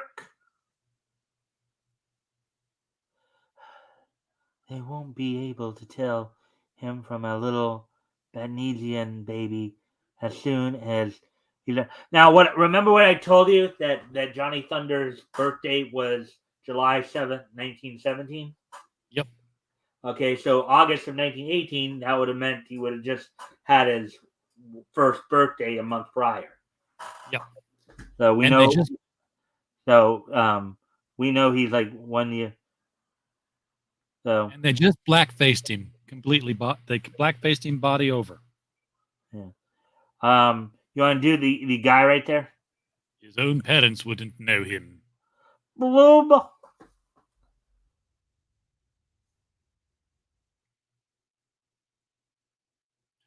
A month later, they smuggled Johnny into Badnesia, thousands of miles away from the Bronx. They took him to the priest of Isor in the temple of the seven great gates. It is the male child you sent us forth to get, most puissant guardian of the seven great gates. You are sure he was born in the seventh circle of the month Lasin? Positive. According to the American calendar, at 7 a.m. on the 7th of July, 1917. We saw his birth certificate.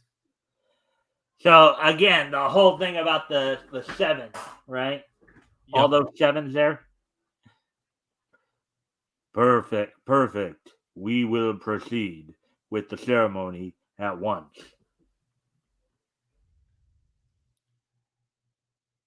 They dressed Johnny in the 7 emeralds of strength. They took him through the 7 great gates and laid him on the altar at Isor.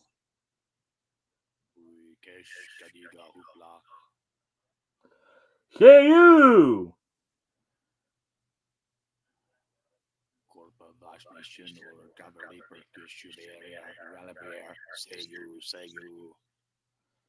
I was gonna let you do the other guy say you, as since I did one, and I figured. Oh, I assumed it was a group say you. Yeah. They put him on the eternal zone of the zodiac and pronounced the sacred word say you, which sounds in the American language like say you, 7 times. And that was the end of the ceremony. Say you! Say you! Say you!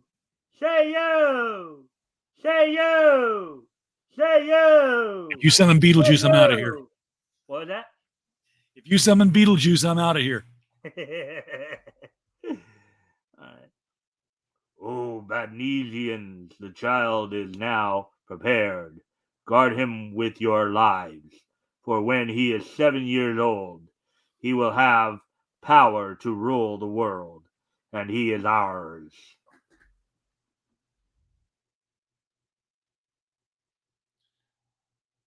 But word leaked out that the Badnesians had a scheme for ruling the world. So the neighboring country of Agolia, their ancient enemy, started a war. To gain possession of little Johnny Thunder.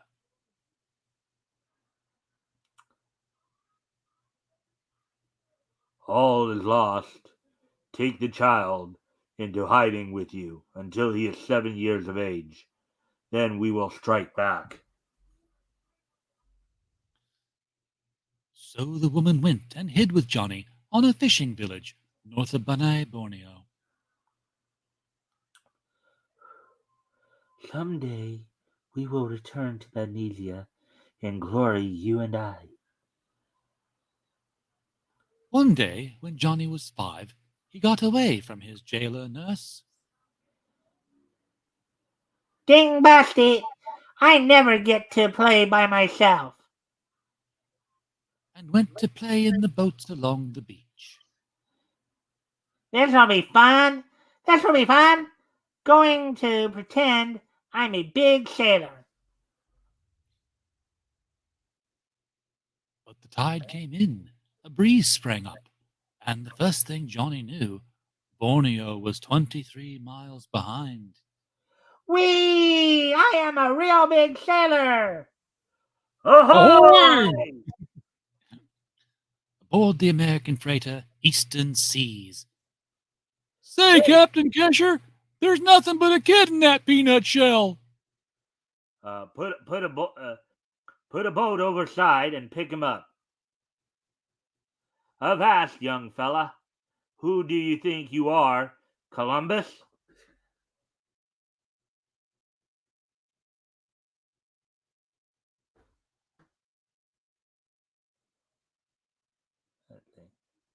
There's something funny about this young'un, Captain.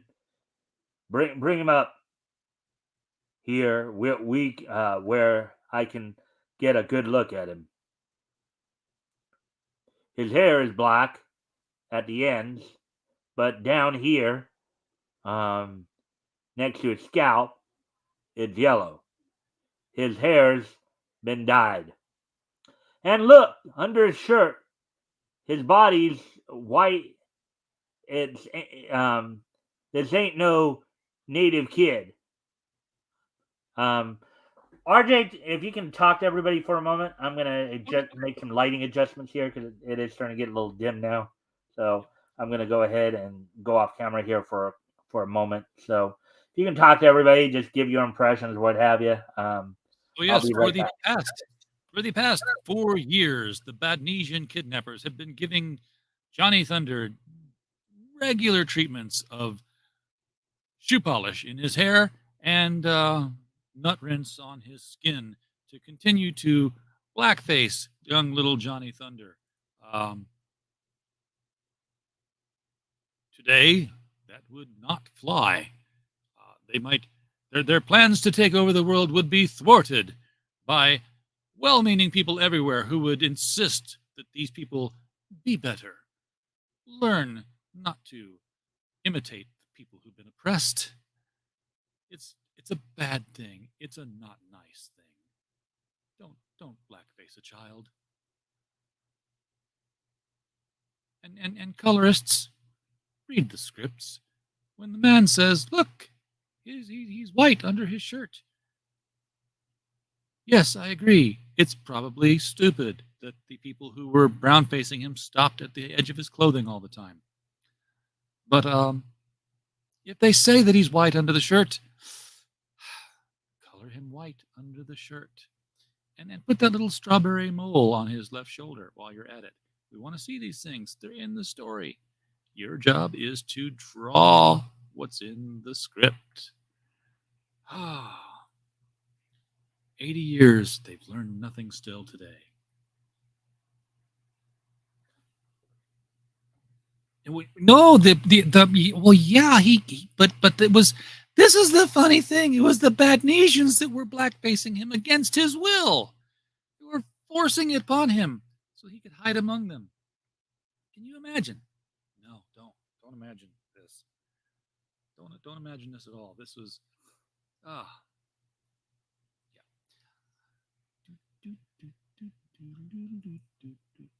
I don't know where Mike went. Wouldn't it be funny if he came back and I was gone? No, we won't be like that. My lights are on the whole time. So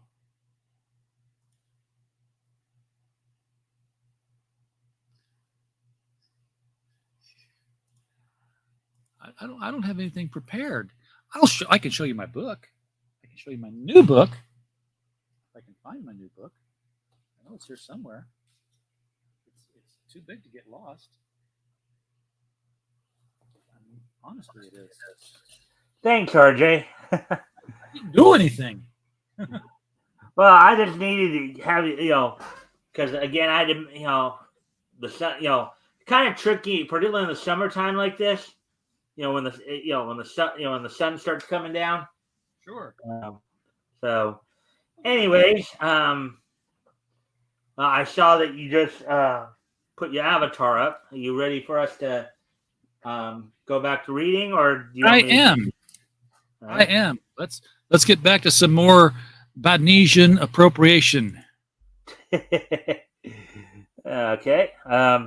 Anyways, on to the next panel here, as it were. Here's another thing. He's got a strawberry mark on his left shoulder.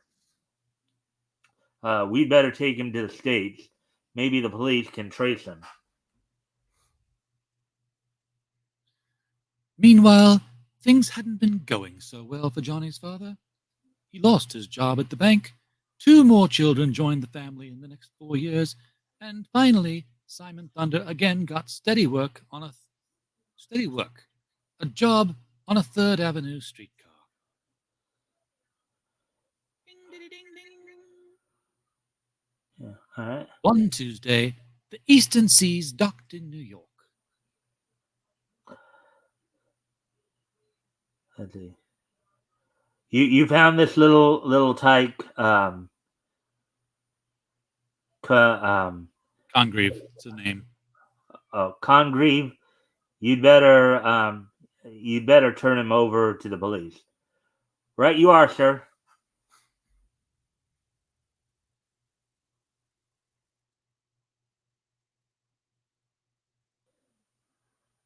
You can't get on here with that lawnmower.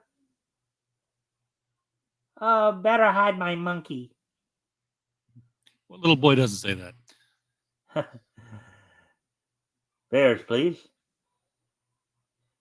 In you go, young fella. Here, you, little boy. You're not allowed to bring live animals.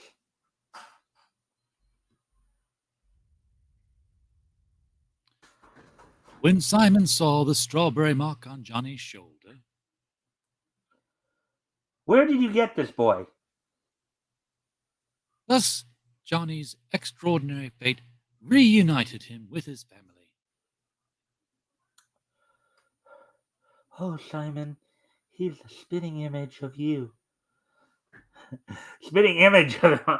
Look at Simon's hair right there. Yeah. Seems kind of. Oh. The week of Johnny's 7th birthday, a peculiar thing happened. It rained buckets for 6 days. Regular flood, eh? Ain't seen nothing like it since my granddaughter caught her teeth in the ringer.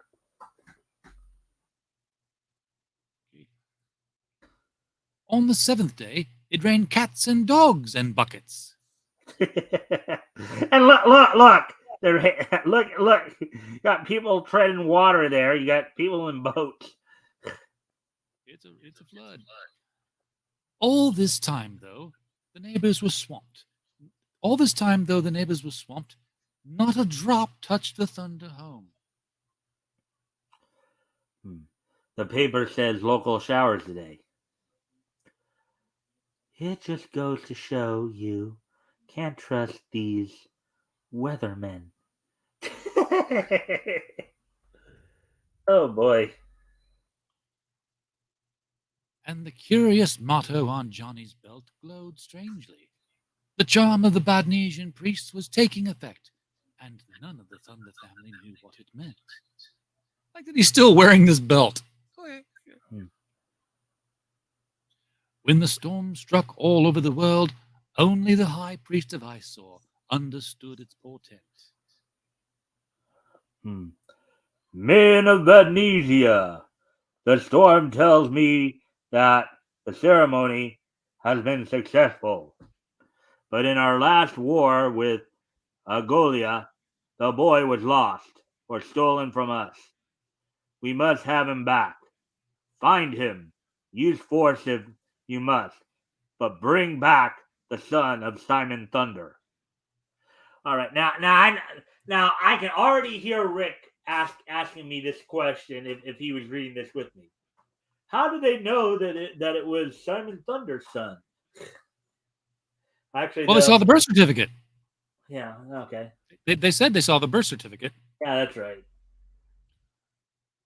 That's right. Okay, when the men of Badnesia got to the Bronx, Simon Thunder had moved. He'd changed jobs, too, so the Badnesians are still searching in 1939, when Johnny is 23. Johnny is looking for a job.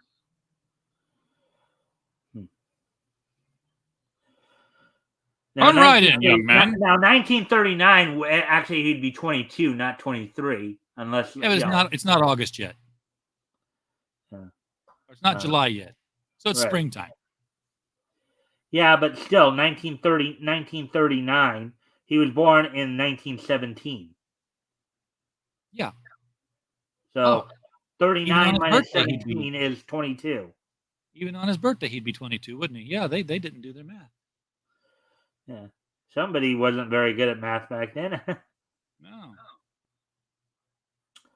So, and you already read Johnny's looking for a job, right?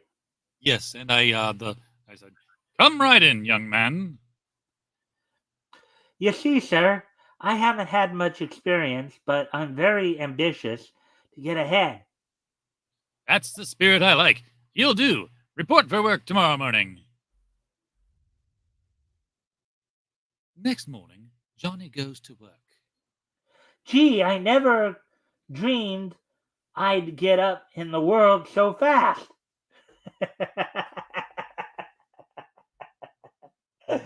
The social Nice pun. little pun there. Nice little. Say you. Sorry, I don't know your name, but I forgot to bring a sponge. Got an extra one? You want to do the other guy there? Sure. Say you. Say you. They're both pronounced alike. Johnny Thunder has accidentally said the words that give him power. Any command he gives will be obeyed. Here you are. Oops.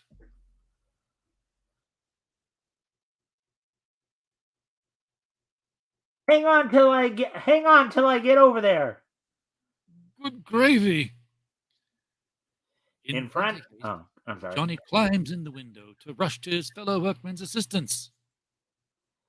Gangway! That was a popular term back then, gangway. Oh, yeah.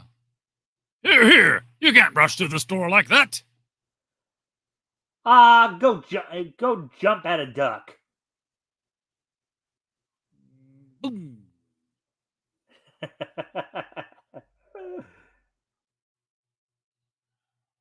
Obeying Johnny's command, the other window washer hangs on till Johnny gets there, then drops. Oh my gosh! Stop! Boom!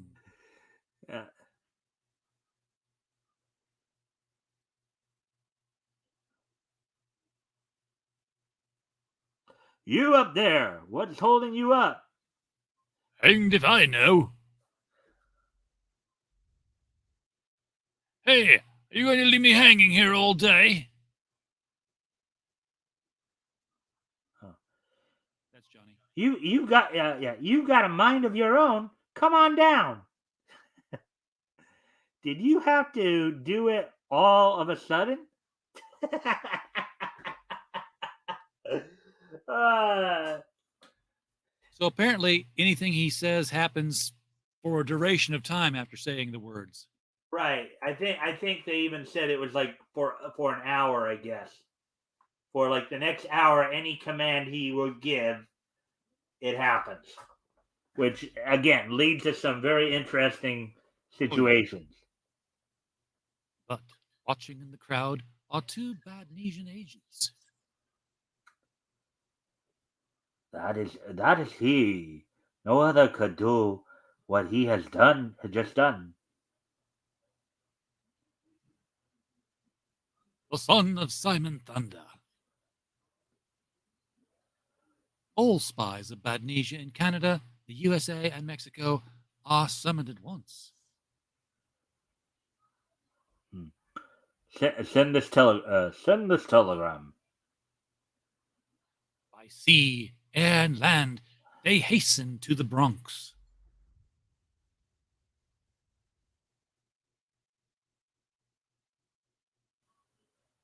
Remember, he should not be hurt. Badnesia needs him for the terrible power we have given him.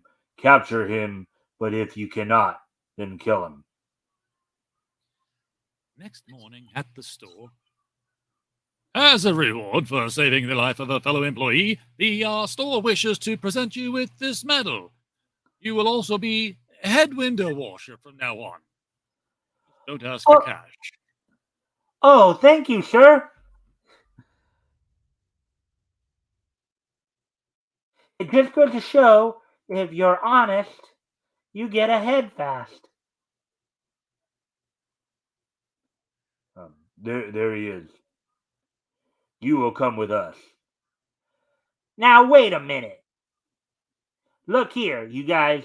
You'll get me in Dutch with the store. You want me to lose my job? Your job means nothing to us. Do not make trouble. What is it you guys are after, anyhow? Arg! Urgh! They've got plenty of nerve, whoever they are. There he is. What is this? You will please come with us. They're more polite now.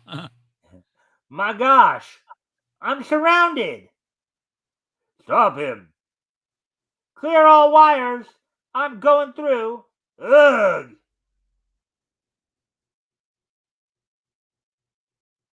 Don't let him get away! Great gravy at the convention! Seize him! There he is! No, you don't! Oof! Whoop! Wham! Why, you... But numbers tell. Johnny is finally cornered. RJ? You must come with us or die.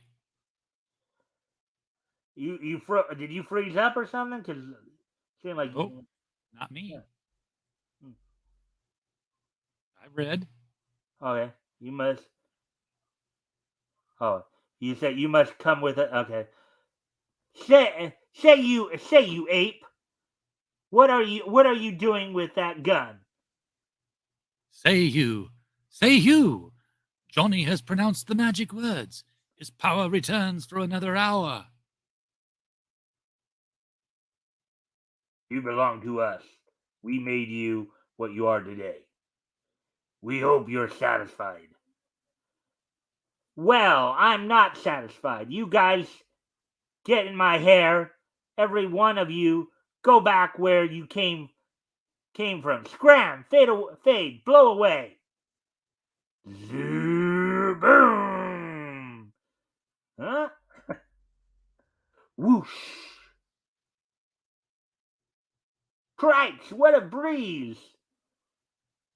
Mr. Thunder, we've had enough of your pranks. You've wrecked the store which befriended you.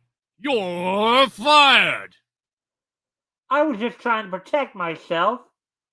Get out. Do you call that justice? Just an ordinary guy trying to lead an ordinary life. And this has happened to him.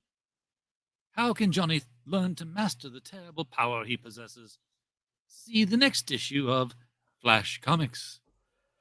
You know, the appealing aspect of this particular feature, because again, I've actually read some of these stories already, read the synopsis and the stories, is that many of them play out just like this.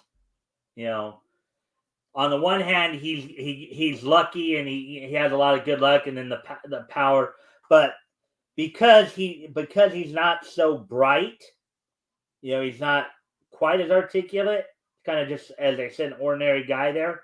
Yep. It makes for some interest. It's like he'll like sit there and he'll basically be kind of a journeyman because he'll get a job and then somehow something happens and he gets fired from the job.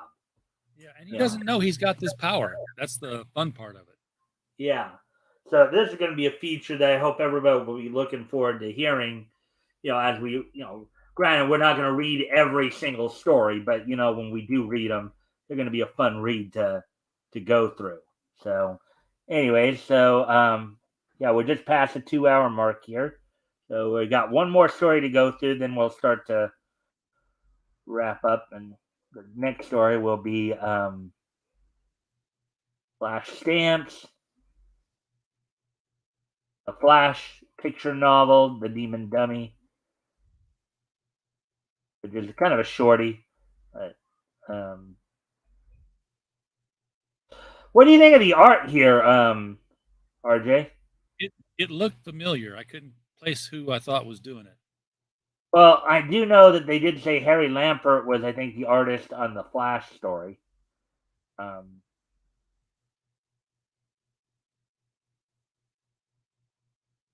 here we go. Here's the whip. let's see, The Whip by John B. Wentworth and George Storm. The Whip! From the time of Cortez, the conqueror of Mexico, to Geronimo, red-skinned scourge of the white pioneers, no caballero so stirred the hearts of the people as did El Castigo. The Whip. Now, just so you know, El Castigo is the Spanish word for the whip.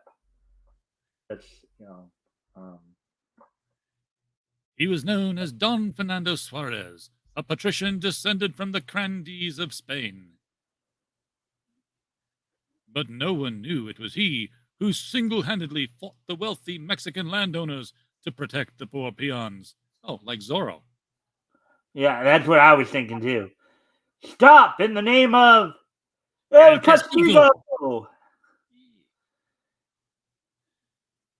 Many a peon knelt in prayer for El Castigo in the humble churches.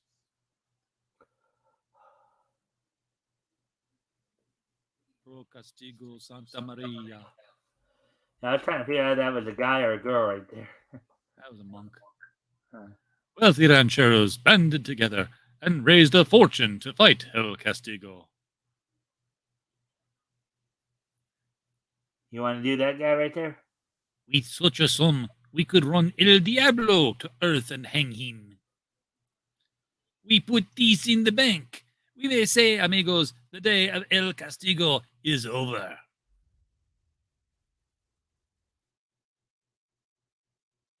You mentioned my name, senors. Shoot him down. He is unarmed. Unarmed, did you say? Bing! Crack! Swish! Wretched horsemanship. Their treasure, adios, vultures. The Sociedad de los Rancheros never heard of their treasure again. It is more than 100 years now since El Castigo rode alone, but they whisper his name today when the gaunt hand of starvation stretches over the land. The ranges the whip rode 100 years ago are now a part of America's great Southwest, but the poor peons are still in sore straits. No rent, no roof. Get out. You could get steady work if you wanted it. Less than 3 bags for a day again. I can't use you. Senor, my woman, my little one, they starve. Go on now, scram.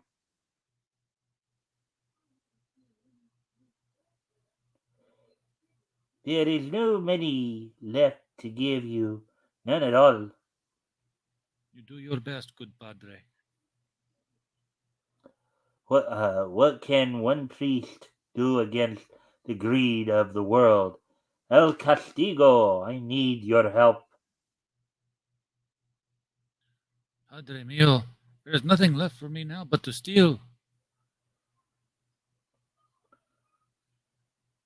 I seen him climb out of that window. There he goes. You ain't gonna get away with no stealing in this town. Not with me on the job. I caught him climbing out of a window with the goods. Obviously, then he must plead guilty.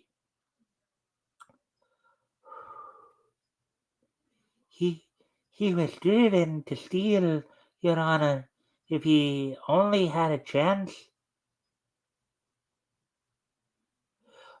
Carlos is a good man. I know if he wasn't starving to death. I deeply sympathize, but he has broken the law of the land. A year and a day at hard labor. They railroaded another of those poor pickers to jail this morning, Dad. Marissa, my dear, I don't see what I. Don't don't sidestep, Dad. Gangsters are holding up the people with high rents, no jobs, no food. Meanwhile, our scene changes to the polo field of an exclusive Long Island hunt club. The final match of the international competition is in progress. Hmm. Don't be piggish. That ball fella. Don't be piggish with the ball, with that ball, fellows. Rod Gaynor is simply wonderful. I never saw such writing.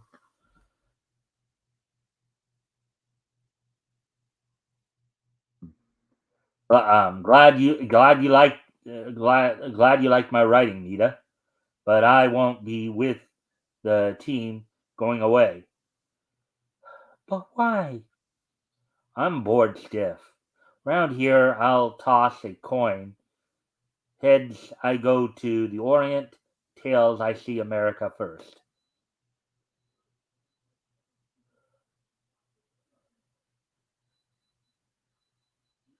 Um, what do you say, Wing? Which road? All same difference. 6 eggs make half dozen. RJ, you He still has there? I've been taking up the voices a bit, but he has a sidekick named Wing also. yeah, just like the Crimson Avenger. Um, okay, toss me. Okay, toss me a coin. Heads, we go to Seguro. Tails to Tecolote. You want to do Wing right here? Everything go up, she come down on his head. You I'll let figure you on do doing in Seguro, stranger. Thought I'd have lunch and pull out. You won't like it. You You mean mean the the town? town or the lunch? Oh. I think that was Wing. Yeah, it was Wing. I didn't even realize it till.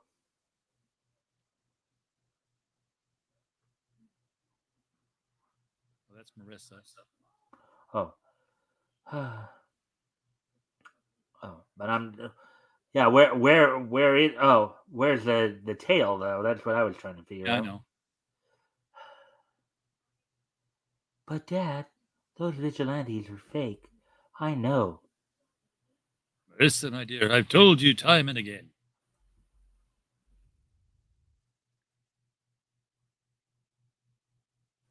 Get out that half buck again, Wing, and toss it quick.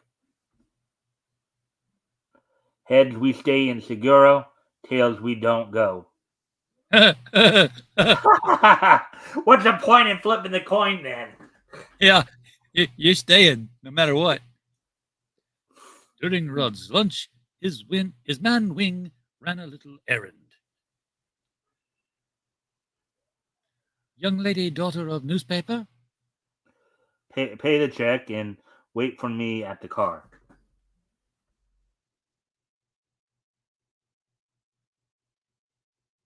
Association of Ranchers, my foot.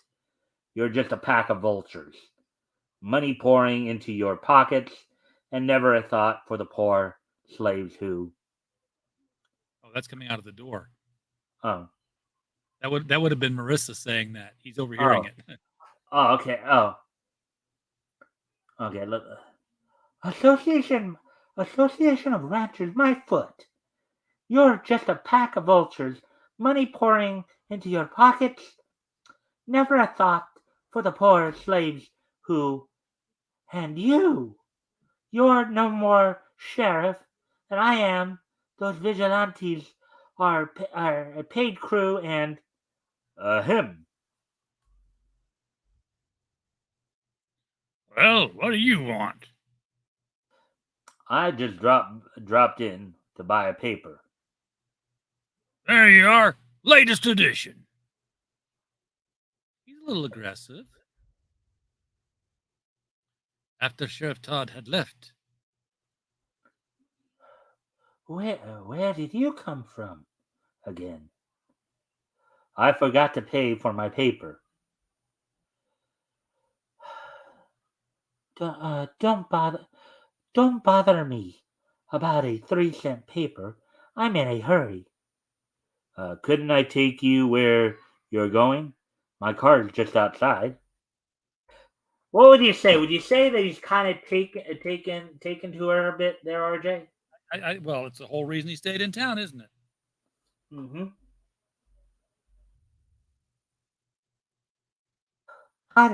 Padre, got to do something. The vigilantes plan to make an example of poor Carlos to frighten the workers.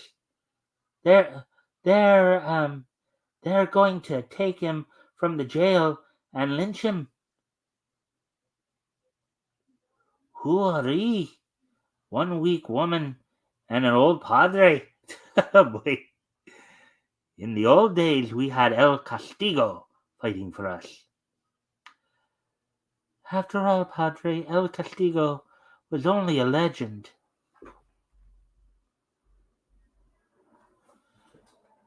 He was not a legend, Senorita.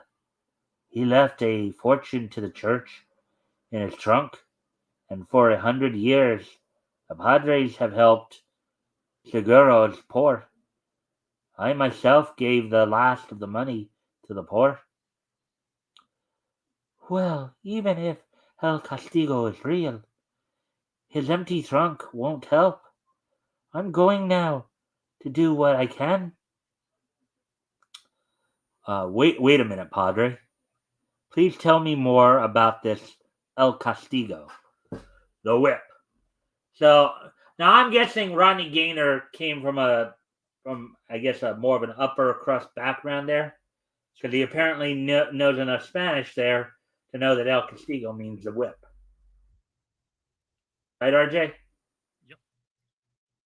That night, the girl and her father watched as the vigilantes gathered before the Seguro jail. Poor Carlos. Senorita Dillon, Senorita. I've done everything I could, Padre. I'm afraid Carlos is doomed.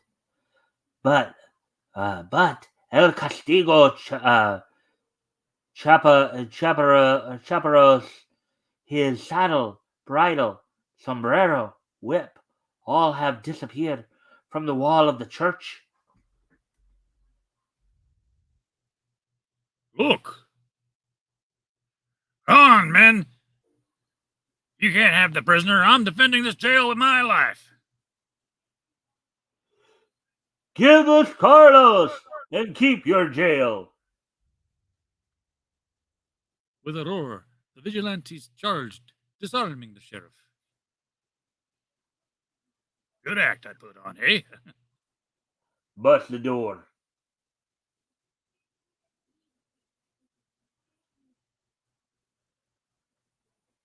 It ought to be good. Yeah. Go for it, RJ.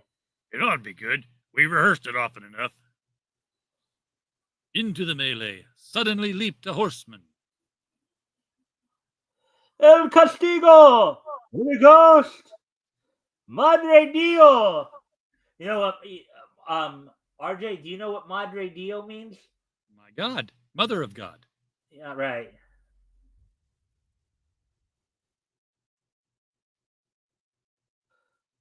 Look out for them hoofs, the whip. Oh, my back. Come with me, mio Diablo Fantastico.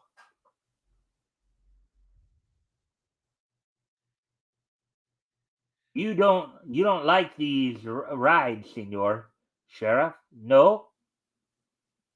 Help me, you cowards. One funny move from anyone. I give a little twitch to the whip. She break the neck of your Senor El Sheriff. One whispered word to his mount, and Crash! Now you will throw the cell keys to the prisoner, Carlos, please. I'll get him. Cuidado, unote. Look out behind you.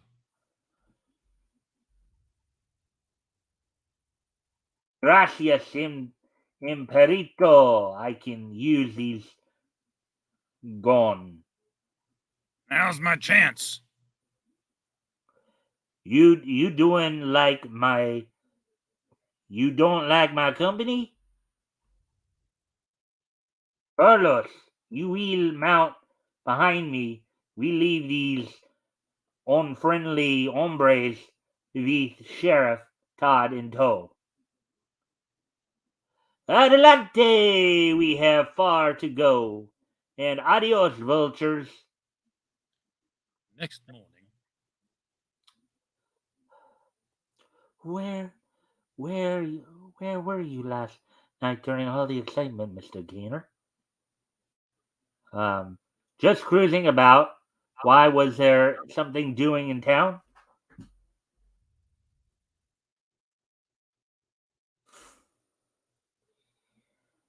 You've cruised about quite a good deal, haven't you, Mr. Gainer? Ever been to South America? Why, yes. Why?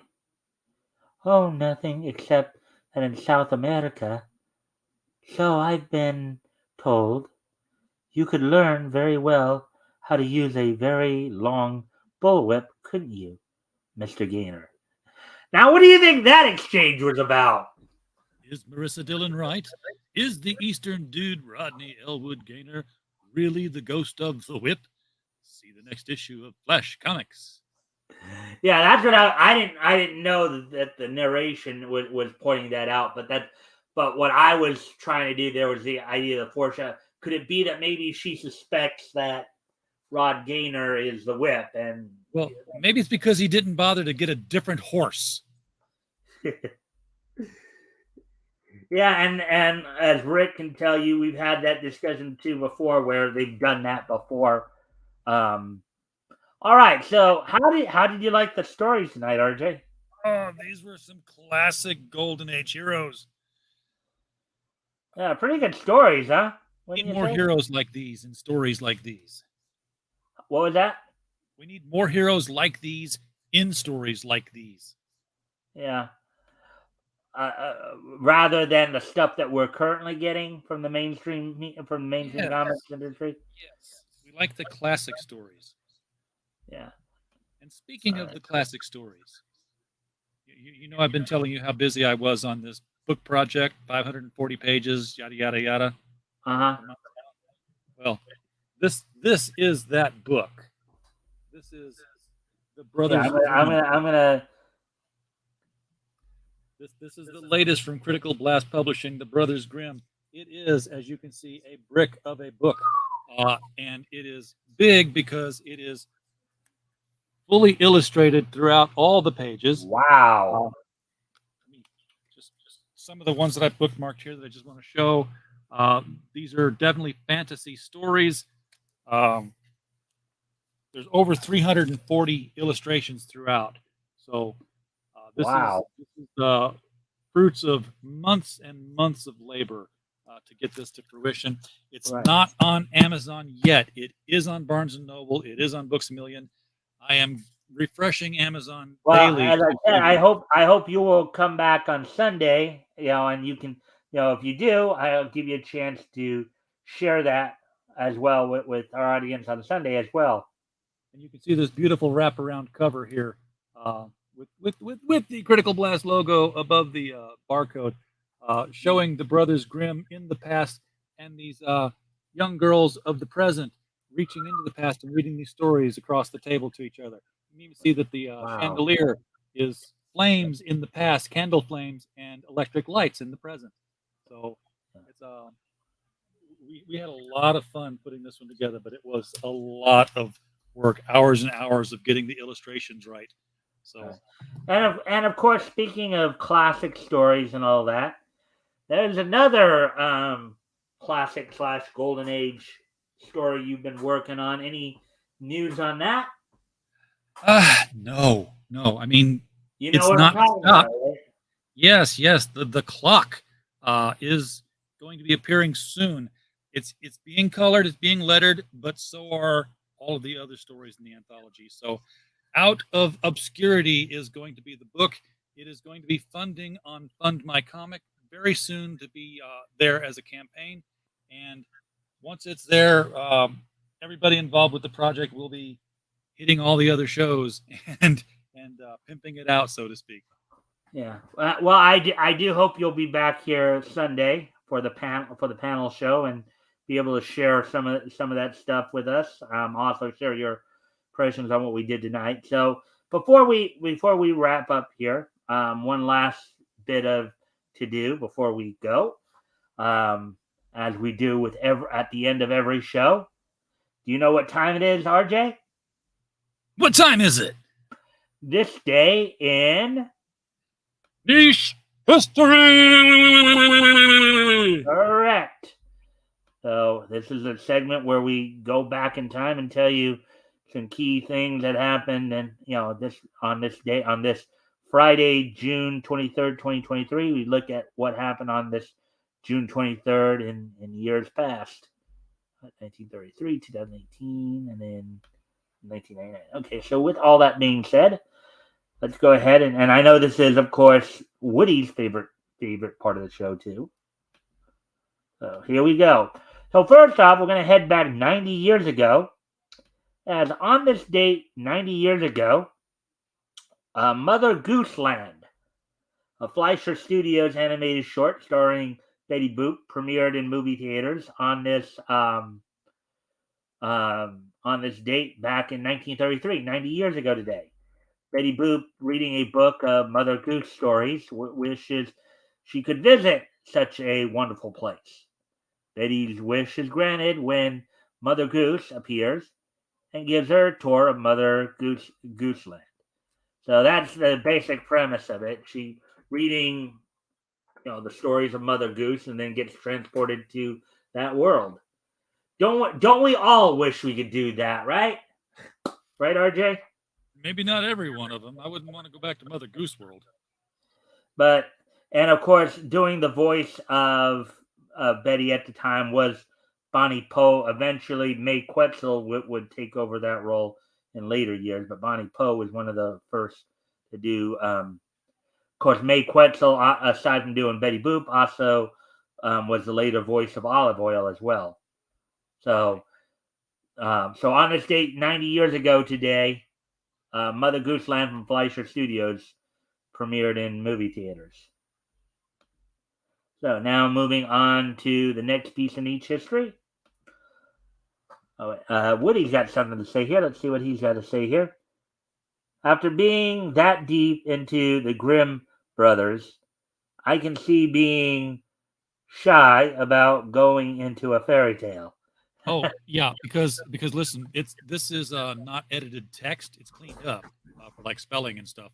But this is all the original text. So when you read Cinderella, which is called Ashputtel in this, the original, and she says, "Mother, may I go to the dance?" which was held over 3 days. The mother says, "No, you cannot go. You are a slut." Yeah, I had to search that out. I do remember hearing over the years that a lot of the fairy tales that a lot of us grew up with actually were, when they were originally written, were quite darker than we were led to believe. Very dark. A lot of dark stuff in here. Now, in this case, the word meant a lazy person. It evolved over time to be somebody who was lazy and didn't want to work and made money the easy way. But its origins were that it was a lazy person who didn't want to work. Yeah. So, anyways, moving on to, of course, the next piece in each history here. We'll move ahead to 1999, which was 24 years ago. On this date, 24 years ago today, the 10th issue of Ghost from Dark Horse's Comics Greatest World imprint went on sale on this date back in 1999, which was 24 years ago today. So for $2.90, 32 pages. So just under $3, and you get this issue at the time. The 10th issue of Ghost from Dark Horse's Comics Greatest World imprint went on sale on this date 24 years ago today. Seems like it was yesterday. Yeah. And moving on ahead to 2003, as on this date in 2003, the WWE held its Monday Night Raw event from Madison Square Garden. Main event saw Triple H retain the World Heavyweight title in a title versus mask match over Kane. This was a feud that was going on, and I believe in the early stage of this, I think it might have been at this point in time. It was the early stages of this feud that had the very controversial segment, I believe, of them kind of, well, actually, no, that might have been another time, but I was thinking this might have been the whole Katie Vick storyline that was very controversial at the time that they were playing up, in which they were basically accusing Kane of necrophilia. So, yes, that was a storyline in WWE at a time. Goldberg defeated Ronnie Mack in an open white boy challenge in 26 seconds. Kevin Nash and Shawn Michaels defeated Randy Orton and Ric Flair. La Resistance, Rene Dupree and Sylvain Grenier defeated Sergeant Slaughter and the Hurricane. Dudley Boyz defeated Chris Jericho and Lance Storm. And the funny thing about this too is about Jericho and Storm. There was actually a time early in their career where they were regularly teaming. Like when they first came to the States in the early 90s, and actually it may have been even as late as 93 or 94, they were teaming as a team known as the Thrill Seekers in Smoky Mountain Wrestling. So Maven defeated Christopher Nowinski. Christian and Test defeated Booker T and Scott Steiner to open up the show. So on this date, 20 years ago today, Monday Night Raw was held at Madison Square Garden in New York City. So with that, one last piece of niche history, and then we'll be done. So on this date, 5 years ago today, the